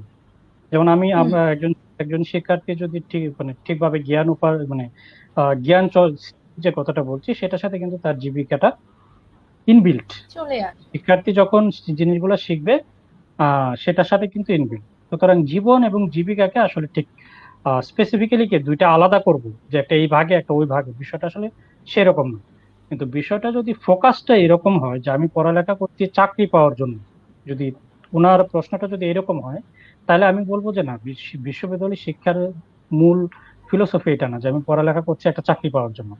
ঠিক আছে, আপনি চাকরি নানাভাবে পেতে পারেন, কিন্তু আপনি যখন কিছু নির্দিষ্ট দক্ষতা অর্জন করবেন, আপনি যখন জ্ঞান অর্জন করবেন, এবং সর্বোপরি আপনি একজন পার্সন হিসাবে আপনি নিজেই যখন জ্ঞান সৃষ্টি করতে পারবেন, তখন আপনি অনায়াসে কিন্তু আপনি আপনার জীবিকা নির্বাহ করতে পারবেন। ধন্যবাদ। আহ এবার যদি আমি চলে আসি, আরেকজন আতিফা হক শেফা, তিনি প্রশ্ন করেছিলেন যে স্যার নির্দিষ্ট কিছু প্রশ্ন করে আমাদের অধিকাংশ শিক্ষার্থী পরীক্ষায় পাশ করেন বিশ্ববিদ্যালয়ে, মানে এটা দেখা যায় যে এমনকি এবছর কি প্রশ্ন আসছে তা বাদ দিয়ে অন্য সালের প্রশ্ন করে পরীক্ষায় অংশগ্রহণ করে। তো এর দায়ভার কি শুধু শিক্ষার্থীদের? মানে উনি হয়তো বোঝাতে চাচ্ছেন যে আমাদের মান নিয়ে যখন বলা হয়, তো এরকমটাই তো শিক্ষকরা যা প্রশ্ন করেন, তো এটা কি আমাদের কি দোষ? মানে আমি জানি না, উনি হয়তো বা এমন কিছু না। অবশ্যই এটা একটা খুব গুরুত্বপূর্ণ পয়েন্ট। ওই যে এইখানেও আমি বলবো যে দায় আসলে স্পেসিফিক্যালি মানে কারোর একার না, কিন্তু দায় আমাদের সবার। প্রথম কথা হচ্ছে আমাদের দায় হচ্ছে সিস্টেম। সিস্টেমের কি জন্য, যে আমি একটু একটু মানে বড় করে ব্যাখ্যাটা দিই, তার নাইলে আসলে সিস্টেমের দায়টা বোঝা যাবে না। এখানে আবার শিক্ষকেরও দায় আছে। তো আমরা যদি খুব মানে সাদা চোখে দেখি, তাহলে মনে হবে যে শুধু দায়টা শিক্ষকের। তো সিস্টেমের দায়টা কিরকম? যেমন ধরেন, হুম। আপনি উচ্চ শিক্ষা স্তরে আপনি যখন পড়ালেখা করছেন, সেখানে আমি কেন জানতে চাইবো যে উচ্চ শিক্ষা কি, বিশ্ববিদ্যালয় কাকে বলে, বিশ্ববিদ্যালয় কয়টি বৈশিষ্ট্য কি? এই ধরনের প্রশ্ন আসলে বিশ্ববিদ্যালয়ের সাথে যায় না। ঠিক আছে, আমি আপনাকে একটা বই দিয়ে দিলাম, গাইড বই দিয়ে দিলাম, বা আমি একটা নোট লিখে দিয়ে দিলাম, আপনি পড়লেন, আপনি মুখস্থ করে ফেললেন, ঝামেলা শেষ। ঠিক আছে। তো আমাদের আসলে অধিকাংশ পরীক্ষাতে আমরা আসলে এই ধরনের প্রশ্ন আসে। এটা আসলে আমাদের সিস্টেম। সুতরাং আমাদের সিস্টেম আসলে চেঞ্জ না হবে ততদিন এই ধরনের প্রশ্ন আসবে। ঠিক আছে, এটা একটা ব্যাপার। দ্বিতীয় ব্যাপার হচ্ছে, তাহলে হচ্ছে আমরা সিস্টেমটা চেঞ্জ করে কি করতে পারি? এখন যদি ধরেন হুম। আমি আপনাকে একটা প্রশ্ন দিলাম যে বিশ্ববিদ্যালয় সম্পর্কে পড়ালেখা হলো, আমি আপনাকে প্রশ্নটা দিলাম এরকম যে আপনি এখন অমুক একটা বিশ্ববিদ্যালয়ের বৈশিষ্ট্যের সাথে আপনার বিশ্ববিদ্যালয়ের বৈশিষ্ট্যটা তুলনা করে আপনার বিশ্ববিদ্যালয়ের সফলতা এবং দুর্বলতা বের করেন। তাহলে দেখবেন আপনাকে কিন্তু চিন্তা করতে হবে, আপনাকে কিন্তু শুধু বই পড়লে কাজ হবে না। কিন্তু আমাদের যে সিস্টেম, এবং এই ক্ষেত্রে আমি কি করব, আপনাকে আমি প্রশ্নটা দিয়ে দিব, আপনি প্রশ্নটা নিলেন, আপনি বাড়িতে চলে গেলেন, আপনি আমার কাছে আমি একটা ডেট দিলাম যে আজকে হচ্ছে 19 তারিখ, আপনি আমাকে 30 তারিখে জমা দিবেন লেখাটা। এটাই হচ্ছে পরীক্ষা। আপনাকে যে ক্লাসরুমে বসে কলম দিয়ে নির্দিষ্ট খাতায় লিখতে হবে, বিষয়টা সেরকম না। কিন্তু আমাদের সিস্টেমটা এরকম, আমরা অনেক সময় অনেক কাজ চাইলেও কিন্তু আমরা করতে পারি না। তো এখন মনে করেন একটা কোর্স থেকে আমি যদি বসে প্রশ্ন বানাতে শুরু করি, কয়টা প্রশ্ন বানাতে পারবো? ধরেন 200টা প্রশ্ন বানালাম। 200টা প্রশ্ন আমি যদি 10 বছর যাবত পড়াই, তাহলে ঘুরে ফিরে কিন্তু আমাকে একই জায়গায় আসতে হবে, কোনো না কোনো প্রশ্ন হুম। কিন্তু কমন পড়বে। তো এইটা গেল আমি একটা সাইড। তারপরও আমি যেটা বলবো যে এই ক্ষেত্রে আমাদের শিক্ষকদেরও কিন্তু অনেক দায় আছে। আমরা যেটাই পড়াই বিশ্ববিদ্যালয় পর্যায়ে আমাদের পক্ষে, আমরা যদি একটু চিন্তা করে প্রশ্ন করি, আমাদের পক্ষে কিন্তু অনেক প্রশ্ন বানানো সম্ভব, যেটা আসলে শিক্ষার্থী সহজেই বই থেকে খুঁজে পাবে না। সে যদি বিষয়টা পুরোপুরি বুঝতে পারে, আত্মস্থ করতে পারে, তাহলে সে নিজে চিন্তা করে সে নিজে বানিয়ে লিখতে পারবে। সুতরাং কোন শিক্ষক যদি এই ধরনের প্রশ্ন করেন যেটা গত বছর এসছে এই বছর আসবে না, এটা একই সাথে আমি বলবো যে এটা সিস্টেমের দায়, এবং একই সাথে আমি বলবো যে এটা আসলে শিক্ষকেরও দায়। আতিফা হক শেফা তিনি সম্ভবত আমাদেরকে একদম শুরু থেকে দেখছেন, তাই তার বেশ কটি প্রশ্ন এবং আমি নিচ্ছিও প্রশ্নগুলো যেহেতু তিনি করেছেন। তিনি স্যার আরেকটি প্রশ্ন করেছেন যে শিক্ষার্থীদের কিভাবে পড়াতে হয় কিংবা শিক্ষার্থীদের সাথে সংযোগ রাখতে, এটা সম্ভবত শিক্ষকদের সাথে হবে, যে মানে শিক্ষার্থীদেরকে কিভাবে পড়ানো উচিত, কিভাবে সংযোগ রাখলে শিক্ষার্থীরা তার জ্ঞানের প্রসার করতে পারবে, তার প্রশিক্ষণ কি বিশ্ববিদ্যালয়ের শিক্ষকদের আছে? যদি থাকে তাহলে আমরা কেন এত পিছিয়ে? মানে শিক্ষক হিসেবে বা শিক্ষকের বিষয়টা আমি যদি কয়েকটা কমেন্ট একসঙ্গে নিয়ে আসি, আরো কয়েকজন বলেছেন যে শিক্ষক হিসেবে শুধুই কি মানে প্রথম সিজিপিএ ভালো প্রথম হওয়াটাই যথেষ্ট, আর কি অন্যান্য বিষয় দেখা? কারণ সিজিপিএ ভালো ভালো স্টুডেন্ট আর ভালোভাবে আরেকজনকে বোঝানো পড়ানো দুটো কিন্তু দুই বিষয়, যেটা অলিউল ইসলাম তকি তিনিও বলেছেন। তো স্যার এই ব্যাপারে কি বলবেন? বা এই যে তিনি আরেকটাও বলেছেন যে পড়ানোর দক্ষতা, কথা বলার দক্ষতা কিংবা চিন্তা ভাবনা এসব দেখে কি শিক্ষক নিয়োগ হয়?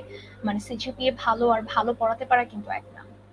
তো আমাদের দেশে আসলে সেই কি মানে আপনার মতামতকে আমি স্যার আপনার সাথে শ্রদ্ধা করেই বলছি। আচ্ছা, না আমি আমি প্রশ্নগুলো বুঝতে পেরেছি, কারণ আমাদেরকে আসলে প্রতিনিয়ত এই ধরনের প্রশ্ন ফেস করতে হয়। সুতরাং এই ধরনের প্রশ্ন এটা স্বাভাবিক।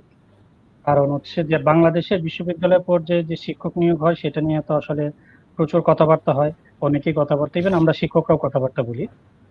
প্রথম কথা হচ্ছে যে ভালো রেজাল্টের সাথে শিক্ষক হওয়ার সম্পর্কটা, আমি প্রথম দ্বিতীয় ভাবে বলছি, আমি এইভাবে বলছি যে ভালো রেজাল্ট হওয়ার সাথে সম্পর্কটাকে আমরা আসলে নানাভাবে চিন্তা করতে পারি। প্রথম কথা হচ্ছে যে আপনি একজন একজন মানে যদি শিক্ষক হতে চান, তার আসলে ভালো রেজাল্টটা জরুরি। এইটুকু আমাদের আসলে আবিষ্কার করতে হবে। জরুরি কেন?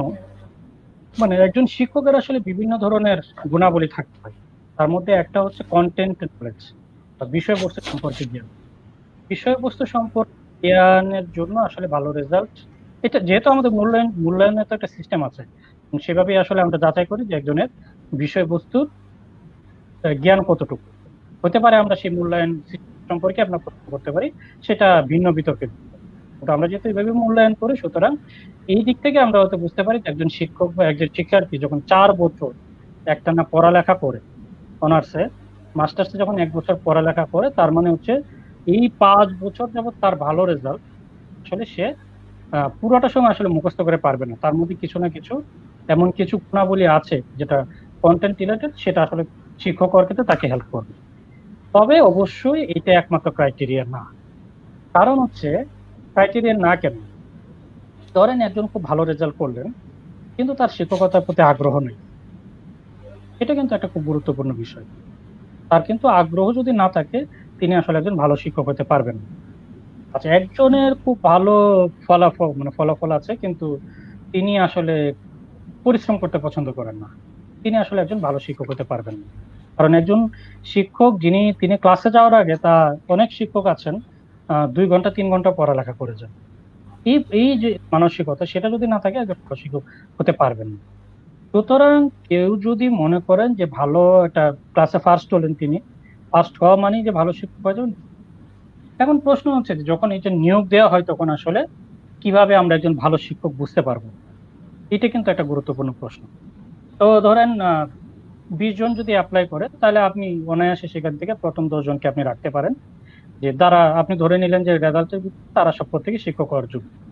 তারপরে আপনি যে তাদেরকে অ্যাসেস করবেন, সেটা হওয়া উচিত রিগোরাস অ্যাসেস। কিরকম সেটা?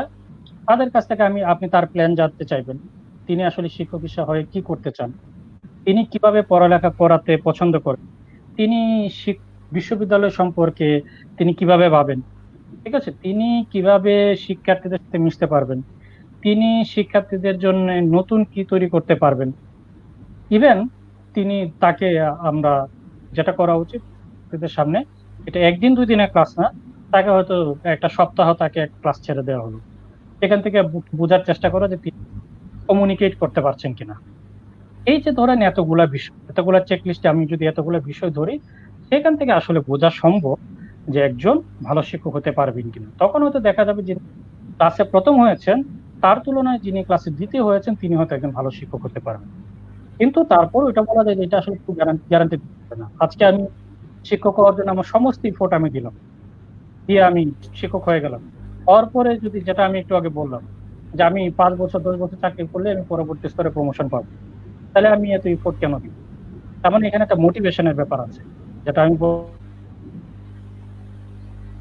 বললাম যে একজন শিক্ষককে কষ্ট করে এইরকম কিছু প্রসেস যেটা সারা বিশ্বে যেটা ফলো করা হয়, এটা যদি আমরা ফলো করি তাহলে যেটা ধরা যায় অন্তত 90% ক্ষেত্রে আমরা আসলে বেটার শিক্ষক পাবো। বা এই যে আজকে যে প্রশ্নগুলো এসছে, তখন হয়তো সেই প্রশ্নগুলো আসবে না। আমি কি দুইটা প্রশ্ন আপনি বলেছিলেন, দুইটাই কি অ্যান্সার দিতে পেরেছেন নাকি কোনোটা বাদ গেছে?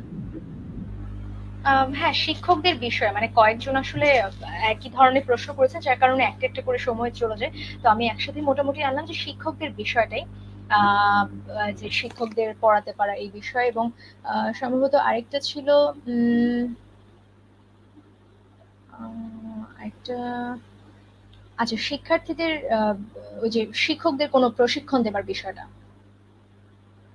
যিনি বলেছিলেন যে শিক্ষার্থী মানে শিক্ষকদের এই ব্যাপারটাতে কি আলাদাভাবে কোনো প্রশিক্ষণ দেওয়া আচ্ছা, হবে? হ্যাঁ, এটা সরি, হ্যাঁ, এটা আসলে মিস গেছে। এটা হচ্ছে যে শিক্ষার্থীদের পড়ানোর ক্ষেত্রে যেটা বলবো যে বাংলাদেশে আসলে এটা শুধু উচ্চ শিক্ষা না, প্রাথমিক থেকে শুরু করে প্রত্যেকটা ক্ষেত্রে আমাদের শিক্ষকদের প্রশিক্ষণের অভাব আছে। বরং আমি বলবো কাছে বর্তমানে প্রাথমিক এবং মাধ্যমিক পর্যায়ে শিক্ষার্থীদের অবস্থাটা অনেক বেটার, তারা অনেক জায়গায় প্রশিক্ষণ পাচ্ছেন। কিন্তু বিশ্ববিদ্যালয় পর্যায়ে একজন শিক্ষক আহ মানে যেদিন তিনি জয়েন করলেন তাকে কিন্তু পরের দিনে ক্লাসে পাঠানো হয় ক্লাস নেওয়ার জন্য।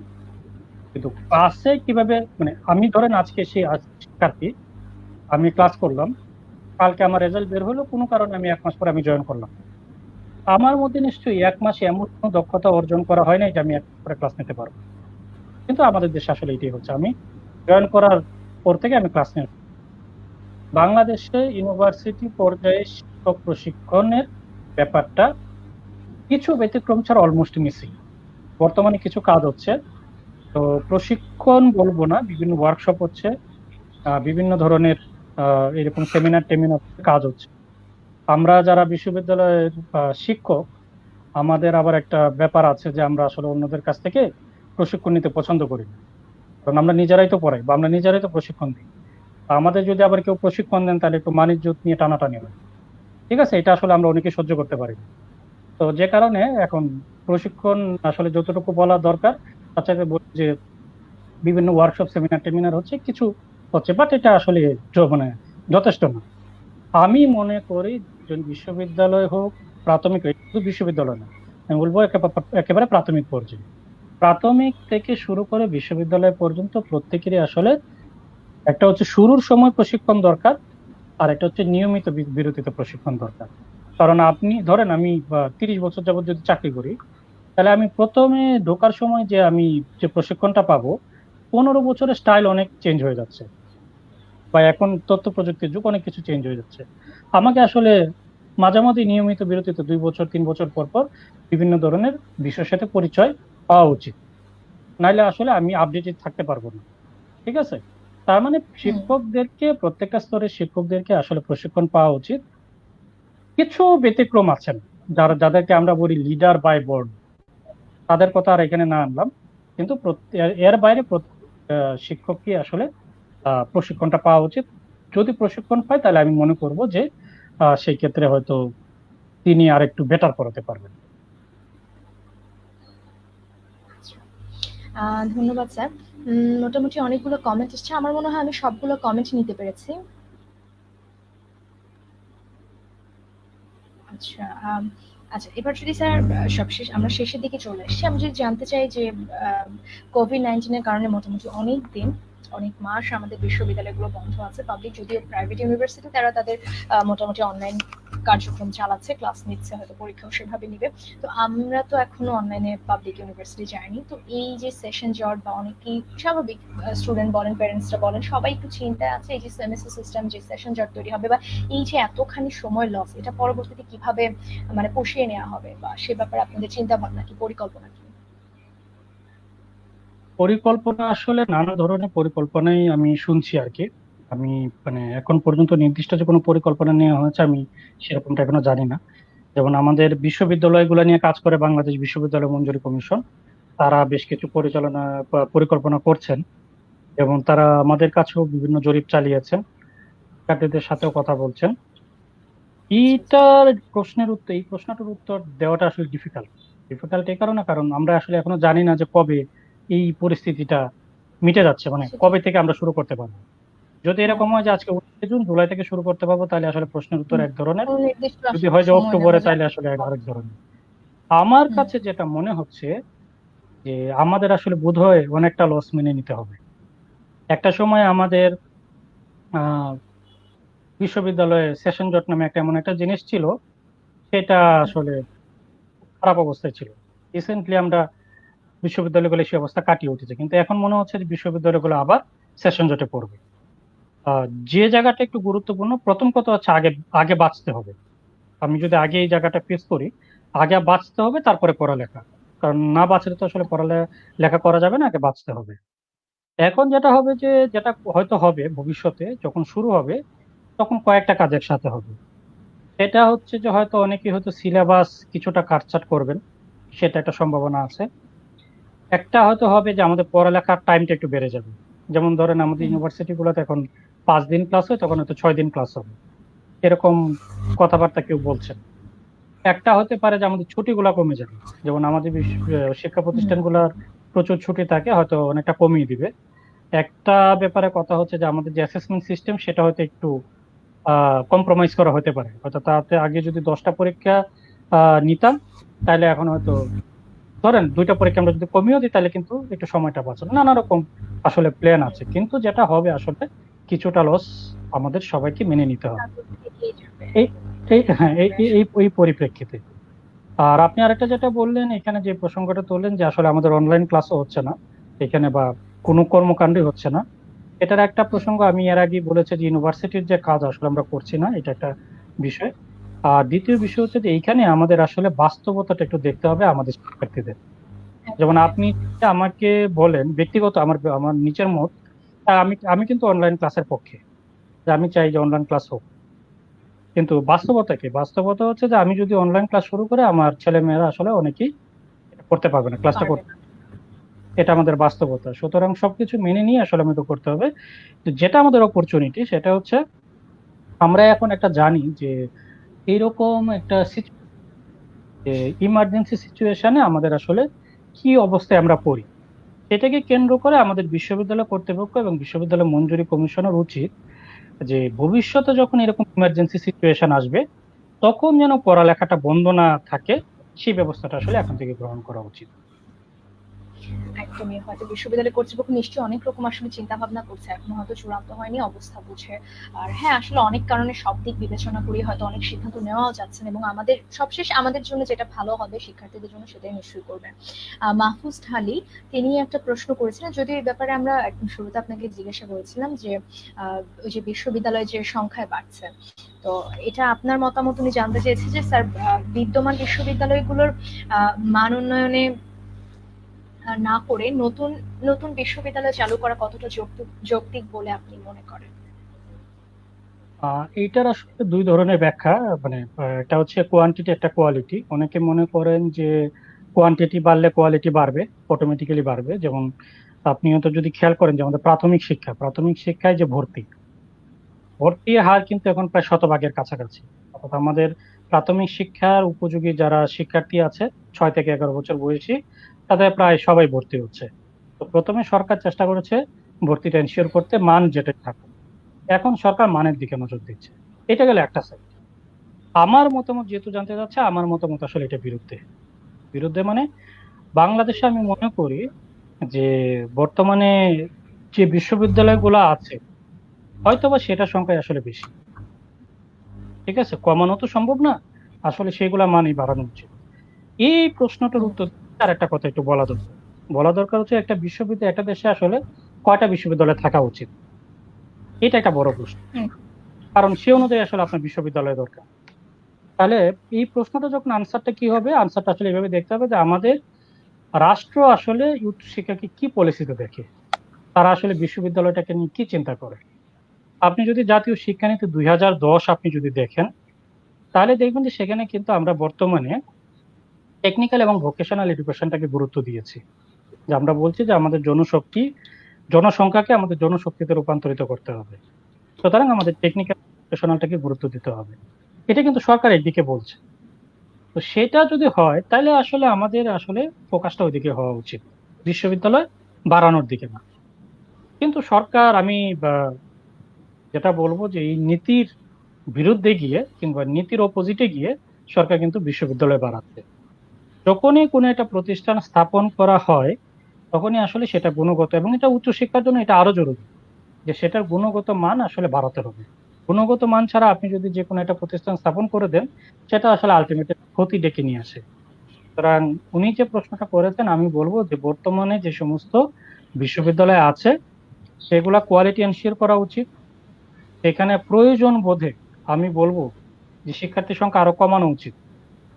যে অনেক ডিপার্টমেন্ট দেখবেন যে 100, 150, 200 একটা গোটা হুম, হল রুম বসে শিক্ষক মাইক দিয়ে পড়াচ্ছেন, এটা আসলে হুম। পড়ালেখা না। ঠিক আছে, শিক্ষার্থীর সংখ্যা কমানো উচিত।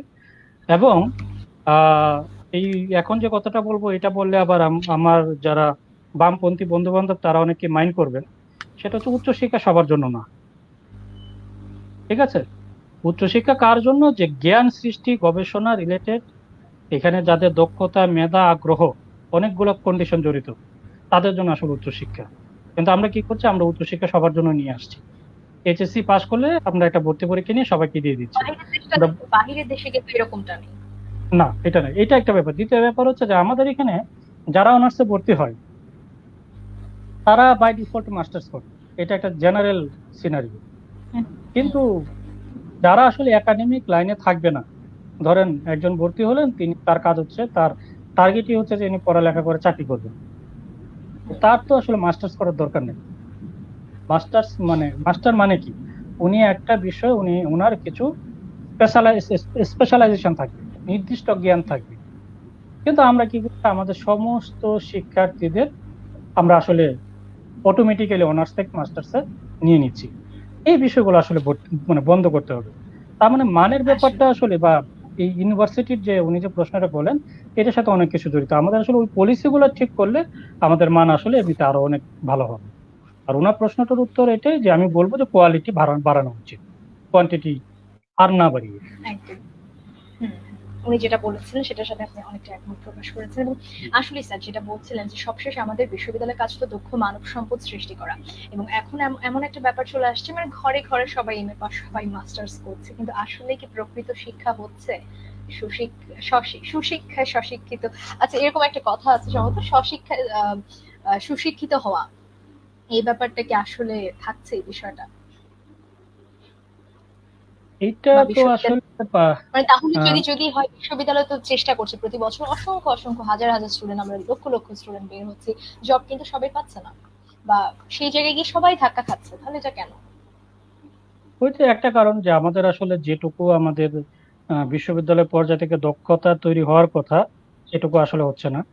মানে নূরে আলম সিদ্দিকী স্যার যেটা বলছেন, আমি এই জায়গায় একটু শিক্ষার্থীদের দায় দিই এই কারণে যে, ধরেন আমি আপনাকেই বলি, আপনি যখন বিশ্ববিদ্যালয়ে ভর্তি হয়েছেন, আপনার বা আমার যে স্টুডেন্টরা, তারা যদি ধরেন আমি যদি না পড়াই, তাহলে তাদের কাজ কি? তাদের কাজ হচ্ছে আমার কাছ থেকে পড়াটা আদায় করা, আমার কাছে বারবার যাওয়া যে হুম, এই বিষয়টা আমি বুঝি। ঠিক আছে, এখন তারা ভর্তি হয়েছে, তাদের তো পড়ালেখা করতে হবে, তাদের দক্ষতা অর্জন করতে হবে। আমরা যখন কথা বলি বা ইউনিভার্সিটি থেকে পাশ করে গিয়ে, তখন আমাদের অনেক বেসিক দক্ষতায় অভাব থেকে যায়। এরকম, এবং এগুলো কিন্তু ইউনিভার্সিটি কখনো শেখাবে না। আমি একটা ছোট্ট উদাহরণ দিই। কিছুদিন আগে একটা কাজের সুবাদে আমার কাছে অনেকগুলো ইমেল আসছে, ধরেন প্রায় 100-5 ইমেল আসছে। তারা ইমেলটা দিয়েছেন যারা দিয়েছেন তাদের প্রত্যেকেই হচ্ছে কিন্তু ইউনিভার্সিটি পাস। আমি দেখলাম সেইখানে ইমেইল করার যে নিয়ম কানুন, যে একটা ইমেইলের একটা নির্দিষ্ট একটা ইমেল অ্যাড্রেস থাকবে, যে ধরেন আমার নাম গৌতম রায়, তাহলে হয়তো আমার ইমেল অ্যাড্রেসটা হবে gautamrai@gmail.com বা এই ধরনের কিছু, যেটা দিয়ে বুঝতে পারবো যে এটা গৌতম রায় পাঠিয়েছেন। কিন্তু ধরেন ইমেল অ্যাড্রেসে কি লেখা, যে IAMalone@gmail.com। ঠিক আছে, ধরেন আমার নাম কি থাকবে, গৌতম রায়। গৌতম রায় কি থাকবে ওখানে, নাম কি আসছে, নীলপরি মনে করেন, সাবজেক্ট লিখে নেই। ঠিক আছে, একজনকে ইমেল করতে গিয়ে কি সম্বোধন করতে হয়, বডিতে কি লিখতে হয়, শেষে কি লিখতে হয়, এগুলো তো আসলে বেসিক বিষয়। ইউনিভার্সিটি তো আসলে এগুলো পড়াবে না আপনাকে, কখনোই পড়াবে না, বা এটা ইউনিভার্সিটির কাজ না আসলে। এই যে দক্ষতাগুলো, এইগুলো খুব ছোটখাটো বিষয়, এইগুলোর অভাব কিন্তু অনেক বেশি। এবং আপনি মানে আমি কিছু কিছু ক্ষেত্রে যারা অ্যাপ্লাই করে তাদের আমি সিভি কিংবা লেটার দেখার সুযোগ হয়েছে, আমি দেখেছি যে এত মানে জেনারেল মিস্টেক, এটা আসলে মেনে নেওয়ার মতো না। তো আমি যে জায়গাটা গুরুত্ব দিতে চাই সেটা হচ্ছে যে, আমি তো যেটা বললাম যে আমাদের ইউনিভার্সিটির সমস্যা আছে, আমাদের সমস্যা আছে, আমাদের শিক্ষক আমাদের দায় আছে। কিন্তু আমি যে জিনিসটা, যে নুরে আলম স্যারের সাথে একটু যেটা ওনার মতো করে মানে প্রতিফলন, যেটা আমি বলতে চাই যে শিক্ষার্থীদের আসলে দায় আছে। যে কিছু দক্ষতা আপনাকে নিজেকে শিখতে হবে, কিছু দক্ষতা আপনাকে আপনার বন্ধু বান্ধবের কাছ থেকে শিখতে হবে, কিছু দক্ষতা আপনাকে টিচারের কাছ থেকে শিখতে হবে, আপনাকে আদায় করে নিতে হবে। তো আচ্ছা, সেই এবার যদি জিনিসগুলো আসি, কিন্তু এনশিওর করা জরুরি। একদম একদম। এবার যদি আসি যে আমরা একদমই শেষ পর্যায়ে চলে এসেছি, অনেকটা টাইম আমরা নিয়ে নিয়েছি, আমি শেষ করবো। আর মানে আরো এত কমেন্ট এসছে আসলে স্যার আপনার কাছে, যার কারণে আমি না নিলেও তারা আমাদেরকে সময় দিচ্ছেন, এটা খারাপ দেখাতে, যার কারণে আমি আসলে কমেন্ট গুলো অবশ্যই। নিচ্ছি। যে প্রাইভেট পাবলিক একটা যুদ্ধ থেকে যায়, এটা আমরা ফেসবুকে প্রচুর দেখি। বা হচ্ছে যেমন এখন কেউ বলছেন যে মানে প্রাইভেট বিশ্ববিদ্যালয়গুলো যখন এখন যে অনলাইনে শিক্ষা কার্যক্রম চালাচ্ছে, তারা ক্লাস পরীক্ষা সেমিস্টার শেষ করছে, তো এটা কি আসলে কতটুকু, মানে এটা কি প্রকৃত শিক্ষা হচ্ছে নাকি কেবল আমি ডিগ্রি কমপ্লিট করলাম? এই ব্যাপারে আপনার কি মতামত? হ্যাঁ, আপনার এখানে দুইটা প্রশ্ন। প্রথম কথা হচ্ছে যে আমি ব্যক্তিগতভাবে পাবলিক প্রাইভেট নিয়ে বিরক্ত, ডিবেট নিয়ে বিরক্ত। বিরক্ত বলতে যে বিশ্ববিদ্যালয় মানে বিশ্ববিদ্যালয়, বিশ্ববিদ্যালয়ে কোনো পাবলিক প্রাইভেট সরকারি বেসরকারি অমুক কিছু নেই। সেটা হচ্ছে আমার ম্যানেজমেন্ট ভিন্ন থাকতে পারে। কোনো কোনো বিশ্ববিদ্যালয় সরকার সরাসরি টাকা দিয়ে চালাতে পারে, কোনোটা তো বেসরকারি কিছু প্রতিষ্ঠান মিলে চালাতে পারে, এরকম নানা কিছু হতে পারে। একজন ব্যক্তিও একটা বিশ্ববিদ্যালয় প্রতিষ্ঠা করতে পারে, কিন্তু পড়ালেখার ক্ষেত্রে, আমার জ্ঞান চর্চার ক্ষেত্রে, জ্ঞান প্রসারের ক্ষেত্রে বিশ্ববিদ্যালয় পাবলিক প্রাইভেট বলে কিছু নেই। আমি দেখি ফেসবুকে বিভিন্ন গ্রুপে, আমি দেখি পাবলিক প্রাইভেট। আমি যারা এই সমস্ত বিতর্কে অংশ নেয়, আমি বলবো যে বিশ্ববিদ্যালয়ের কনসেপ্টটা তাদের কাছে ক্লিয়ার না, এবং আমি বলবো যে আমরা শিক্ষকরাও তাদের কাছে এই কনসেপ্টটা ক্লিয়ার করতে পারিনি। পাবলিক বিশ্ববিদ্যালয় প্রাইভেট বিশ্ববিদ্যালয়, এই ডিবেটটা আসলে ভুলে যাওয়ার মতো একটা বিষয়, বা এটা আসলে কোনো ডিবেটেরই বিষয় না। যিনি আমাদের বাংলাদেশে, যেমন আমি কিছুদিন আগেও এই যে এত এত প্রতিষ্ঠান, হার্ভার্ড, MIT, অমুক বড় বড়, অক্সফোর্ড, কেমব্রিজ, কোনটা পাবলিক, কোনটা কি প্রাইভেট, কোনটা অমুক, কোনটা তমুক, আমরা আসলে হয়তো দুই একটা জানলেও জানতে পারি, বাট আমার মনে হয় না আমরা অধিকাংশই আসলে জানি। ঠিক আছে, এটা সেসবের আসলে দ্বারা আমরা জানার কোনো বিচার বিষয় না। হুম এটা হুম ইউনিভার্সিটির কোনো কারণে একটা পরিচয় দিতে হয় যে এটা আসলে কিভাবে চলে, এটা হ্যাঁ ম্যানেজমেন্ট আসলে কি, তখন হয়তো এটা আসতে পারে। পাবলিক পাইলট এই বিতর্কটা যারা করে, এটা একটা বোকামি, এটা একটা, আমি বলবো যে না জেনে বিতর্ক করে। প্রত্যেকে বিশ্ববিদ্যালয়ের শিক্ষক যারা আছেন, প্রত্যেকে বিশ্ববিদ্যালয়ের শিক্ষার্থী, এবং প্রত্যেকটা হচ্ছে বিশ্ববিদ্যালয়। সুতরাং আমাদেরকে আসলে এইভাবে ভাবনা চিন্তা করা দরকার, এটা একটা বিষয়। অনলাইন ক্লাস এবং পরীক্ষা নিয়ে যে সেমিস্টার শেষ করছে এবং তাতে শিক্ষার্থীরা উপকৃত হচ্ছে কিনা, এই এই প্রশ্নের উত্তরে আমি আসলে সরাসরি কোনো মন্তব্য করব না, এই কারণে যে এই ধরনের আনসার দিতে গেলে যে যে গবেষণা হওয়া প্রয়োজন, আমি আসলে এখন পর্যন্ত সেরকম কোনো গবেষণা দেখিনি। প্রথম কথা হচ্ছে যে কোনো একটা কোর্স, আমি এখন বাইরের গবেষণা উদাহরণ দিচ্ছি। পৃথিবীতে অনলাইন ক্লাস নিয়ে প্রচুর গবেষণা আছে, অনলাইন কোর্স নিয়ে প্রচুর গবেষণা আছে। আমি আমার সেকেন্ড মাস্টার যেটা আমি নেদারল্যান্ডে করেছি, সেটাও আমি করেছি হচ্ছে অনলাইন কোর্সের উপরে। মানে আমার নিজের আগ্রহ থেকে আমি অনলাইন অনলাইন এডুকেশনের উপর আমি গবেষণা করেছি। সেই এক্সপিরিয়েন্স থেকে যদি আমি বলি, যে আমাদের বাংলাদেশ যে কোর্সগুলো আছে, যে পড়ালেখাটা আছে, সেটা অনলাইনে পুরোপুরি যদি কেউ কনভার্ট করতে চায়, আমি বলবো যে সেটা সময় আসলে এখনো আসেনি। এটা একটা ব্যাপার। দ্বিতীয় ব্যাপার হচ্ছে যে ট্রেডিশনাল আমাদের পড়ালেখার সিস্টেমের সাথে অনলাইনে কিছু পার্থক্য আছে। যেমন টিচার স্টুডেন্ট ইন্টারাকশন, শিক্ষার্থী শিক্ষার্থী পরস্পরের সাথে কথা বলা, ক্লাসে একটা ক্লাস এনভায়রনমেন্ট, আমাদের প্র্যাকটিক্যাল, আমি যখন হোয়াইট বোর্ডে লিখবো সেটার ইম্প্যাক্ট অনেক কিছু এখানে জড়িত। সুতরাং কোনো কোর্স ফুললি অনলাইনে যাওয়া মানে এটা যে ইফেক্টিভ এটা নাও হতে পারে। তবে আমি যেটা বললাম যে বাংলাদেশের পরিপ্রেক্ষিতে মন্তব্য করবো না, কারণ আসলে এটা নিয়ে কোনো গবেষণা হয়নি। আমি এটাকে বরং একটু অন্য সাইডে পজিটিভ উপায় দেখবো, যে এই সময়ে আমাদের ছেলে মেয়েরা বিভিন্ন ভাবে আসলে চাপ অবস্থায় আছে।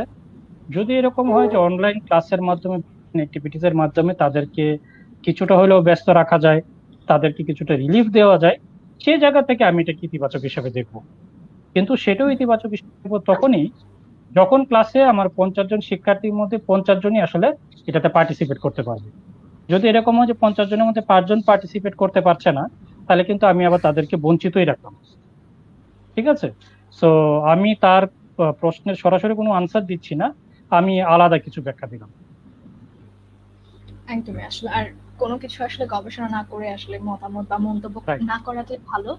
আম, আচ্ছা, শিক্ষক নিয়োগের বর্তমান যে প্রচলিত পদ্ধতি রয়েছে তা কতটুকু উপযোগী মূল্য? আমার মনে হয় এই বিষয়ে আমরা স্যার অলরেডি বলে দিয়েছে। হ্যাঁ, এটা অলরেডি আলোচনা হচ্ছে। শিক্ষক হিসেবে নির্বাচন করা সম্ভব বলে মনে করছেন কিনা? আমার মনে হয় এই বিষয়গুলো নিয়ে আমরা বেশ অনেকটা কথাই বলে ফেলছি।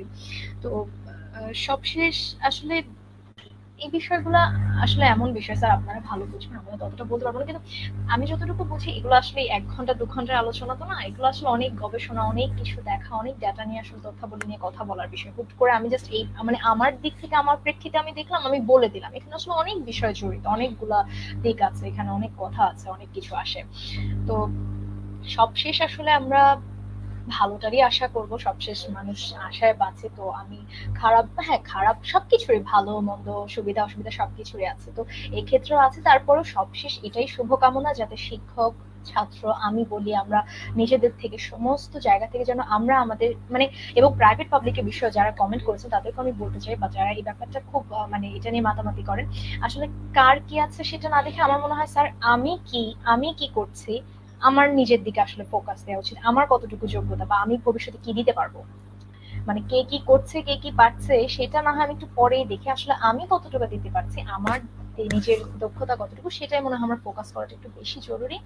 আহ এটাই হচ্ছে কথা। এবং সবশেষ যদি স্যার মুক্ত বুদ্ধির চর্চা বিষয়টা কি এবং কতটা গুরুত্বপূর্ণ শিক্ষার্থীদের জন্য, আমি এটা বলে শেষ করবো।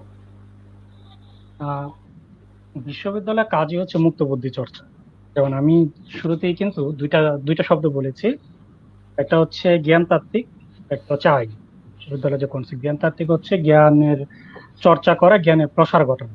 এবং সেখানে আমি যে কথাটা বলেছি, এই জ্ঞান মানে কিন্তু আমার লোকাল নলেজ না। লোকাল নলেজ থাকবে, কিন্তু এই জ্ঞান হচ্ছে আমার পুরো বিশ্বের এবং পুরো মহাবিশ্বের নলেজ।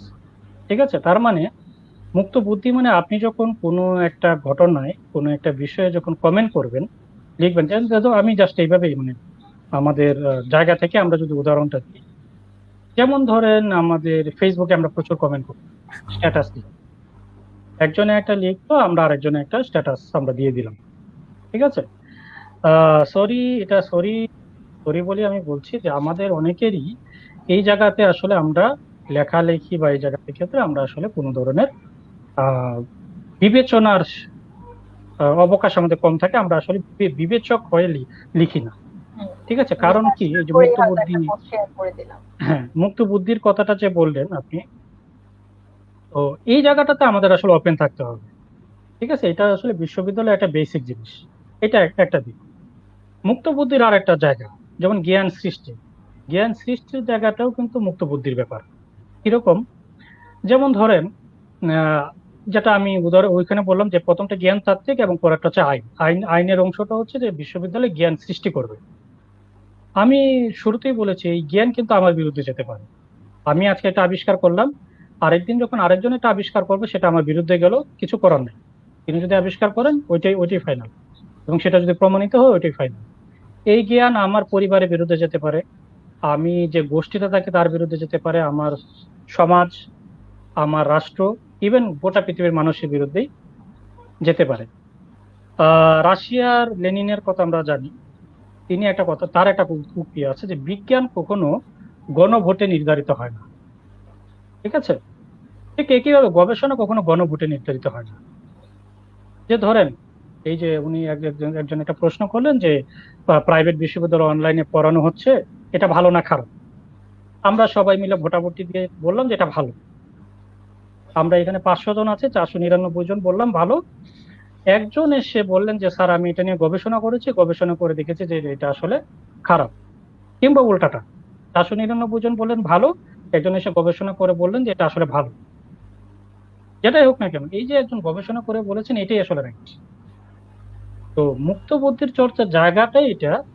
যেমন আমি আরেকটা আরেকটা উদাহরণ দিচ্ছি, আমাদের পরমাণু মডেল আমরা পড়ি। একটা সময় বলা হয়তো যে পরমাণু হচ্ছে সৌরজগতের মতো, অনেকদিন এই ধারণাটা টিকে ছিল। আরেকজন এসে বলছেন না, পরমাণু আসলে সৌরজগতের মতো না। পরমাণুগুলো যেভাবে ঘুরে, ইলেকট্রন প্রোটন নিউট্রন, এটা কাইন্ড অফ তার ইয়াটা হচ্ছে ডিম্বাকৃতি। কিংবা আমরা যখন সৌরজগতের ধারণা, প্রথমে ছিল গোল ভাবে ঘুরে, পরে এটা আসলো, এটা হচ্ছে ডিম্বাকৃতি। দেখেন, একটা জ্ঞানকে খারিজ করে আর একটা জ্ঞান আসছে। মুক্ত বুদ্ধির ধারণাটা কিন্তু এটা। আপনি আজকে যে আমি যে ধরেন আজকে এই কথাটা বলে এই কথাগুলো এখানে বলছি, আপনি আপনার সাথে যদি এরকম আর একটা সিটিং আমরা যদি 15 বছর পরে দিই, দেখা যাবে যে আজকে আমি যে কথাগুলো বলছি, গবেষণায় এসে অনেক কিছু বললো, আমার হয়তো অনেক কথা তখন চেঞ্জ হয়ে যাবে। আমি হয়তো আজকে বললাম যে শিক্ষকদের প্রশিক্ষণ দেওয়া দরকার, কিন্তু দেখা গেল যে এই আগামী 10 বছর এমন সব গবেষণা হলো, তাতে দেখা গেল যে যারা প্রশিক্ষণ পায় তাদের চেয়ে যারা প্রশিক্ষণ না পায় তারাই ভালো। তাহলে কিন্তু আমি ঠিক উল্টা কথা বলবো। তার মানে মুক্ত বুদ্ধির চর্চার কথা যেটা বলছেন, সেটার সাথে গবেষণাটা রিলেটেড, এবং বিশ্ববিদ্যালয়ের প্রতিটা শিক্ষার্থীরই আসলে, তারা যদি তাদের মাইন্ড ওপেন রাখে। আমার অনেক কিছু আছে আমার ব্যক্তিগত বিলিফের বিরুদ্ধে যায়, আমি হয়তো মানতে পারতেছি না, এরকম অনেক কিছু হয়। কিন্তু আমার মন প্লেসে আমি যখন কথা বলবো, আমি আসলে গবেষণা ভিত্তিক আসলে কথা বলি। মুক্ত বুদ্ধির সাথে গবেষণাটা মিলানোটার জায়গাটা এটা। এবং পাবলিক ইউনিভার্সিটি বা আমাদের বিশ্ববিদ্যালয় যেগুলোকে আমরা বলি, সেটা হচ্ছে মুক্ত বুদ্ধির চর্চা করার একটা বড় জায়গা। তো হুম, আমার মনে হয় যে আপাতত এইটুকুই বলি। নিশ্চয়ই স্যার, অনেক ধন্যবাদ। এবং আসলে এখানে আসলে অনেকের অনেক রকম কমেন্ট আসবে, এটাই স্বাভাবিক। অনেকে অনেক ধরনের কথা বলবে এবং যে আসলে যার যার প্রেক্ষিতে যার যার দিক থেকে চিন্তা করে বলে, তো এবং এটা স্বাভাবিক। এক একজন মানুষ এক এক রকম, এক একজনের চিন্তা ভাবনা এক এক রকম, মতামত থাকতেই পারে। তো আমরা চেষ্টা করেছি স্যারের কাছ থেকে কিছু বিষয়, যেটা আমি বললাম, এটা আসলে অনেক কথা চলে আসে, এত কথা আমরা না বলি। আমরা কিছু সার্বিক বিষয় যেগুলো আসলে আলোচনা না করলেই নয়, তো সেই বিষয়গুলো আমরা তুলে ধরার চেষ্টা করেছি। এবং যারা কমেন্ট করছেন তাদের উদ্দেশ্যে আমি বলছি, আপনারা অনেক কমেন্ট করছেন, ধন্যবাদ আপনাদেরকে। আপনারা শুরু থেকে আমাদের সাথে ছিলেন, আমাদেরকে দেখেছেন, কিন্তু আসলে কিছু কমেন্ট মানে সামঞ্জস্যপূর্ণ ছিল আমার প্রশ্নের সাথে, বা আমরা হয়তো কথা বলে ফেলেছি, হয়তো আপনারা মিস করে গেছেন, একটু পরে যুক্ত হয়েছেন। তো আপনারা যদি আবার পুরো বিষয়টা মানে আমাদের ভিডিওটা দেখে নেন, তাহলে আমার মনে হয় আপনার প্রশ্নটির উত্তরটি পেয়ে যাবেন। তো যার কারণে আমি আসলে সেই কমেন্টগুলো নিচ্ছি না, বা যেগুলো একটু কাছাকাছি সেগুলো আমি আসলে নিতে পারিনি। তো সবশেষ যদি স্যার আপনাকে বিদায় জানাবো, তার আগে আরেকটু জানতে চাইবো যে সবশেষ আমাদের শিক্ষার্থীদের জন্য আপনি যদি কিছু বলেন, তরুণদের জন্য। আচ্ছা, স্যারের ওখানে সম্ভবত লোডশেডিং হয়ে গেছে, এবং আমাদের আমাদের কিন্তু আমরা শেষ পর্যায়ে চলে এসেছি। তো স্যারকে হয়তো ওভাবে আর বিদায় জানাতে পারলাম না। যাই হোক, আমি দর্শকদের কাছে আসবো।